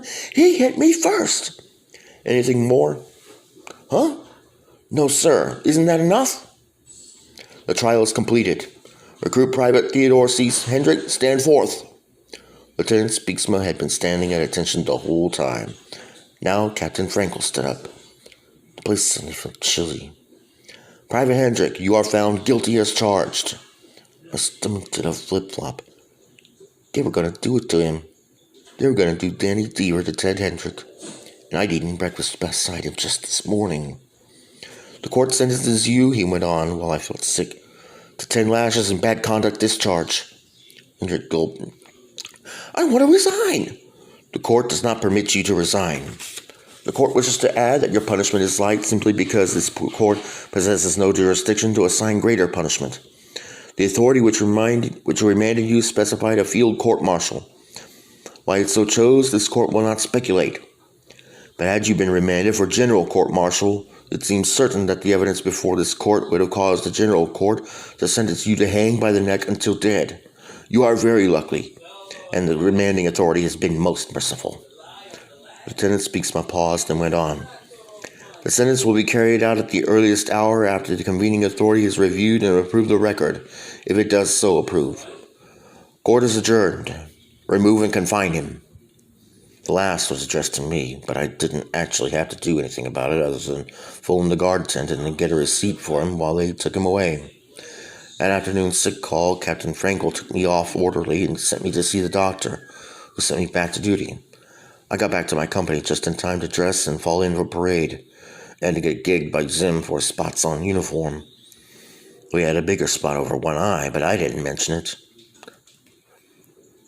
Somebody'd set up a big post in the parade ground just back of where the adjutant stood. When it came time to publish the orders, instead of a routine order of the day or other trivia, they published Hendrick's court-martial. Then they marched him out, between 2 armed guards, with his hand cupped together in front of him. I had never seen a flogging. Back home, while they do it in public, of course, they'd do it back at the federal building, and Father had given me strict orders to stay away from there. I tried disobeying him on it once, but it was postponed and I never tried to see one again. Once is too many. The guards lifted his arms and hooked the manacles over a big hook high up on the post. Then they took his shirt off and it turned out that it was fixed so that it could come off and he didn't have an undershirt. The adjutant said crisply, "Carry out the sentence of the court." A corporal instructor from some other battalion stepped forward with the whip. The sergeant of the guard made the count. It's a slow count. 5 seconds between each one, and it seems much longer. Ted didn't let out a peep until the 3rd. Then he sobbed. The next thing I knew, I was staring up at Corporal Bronsky. He was slapping me and looking intently at me. He stopped and asked, "Okay now?" "All right, back in ranks. On the balance, we're about to pass in review."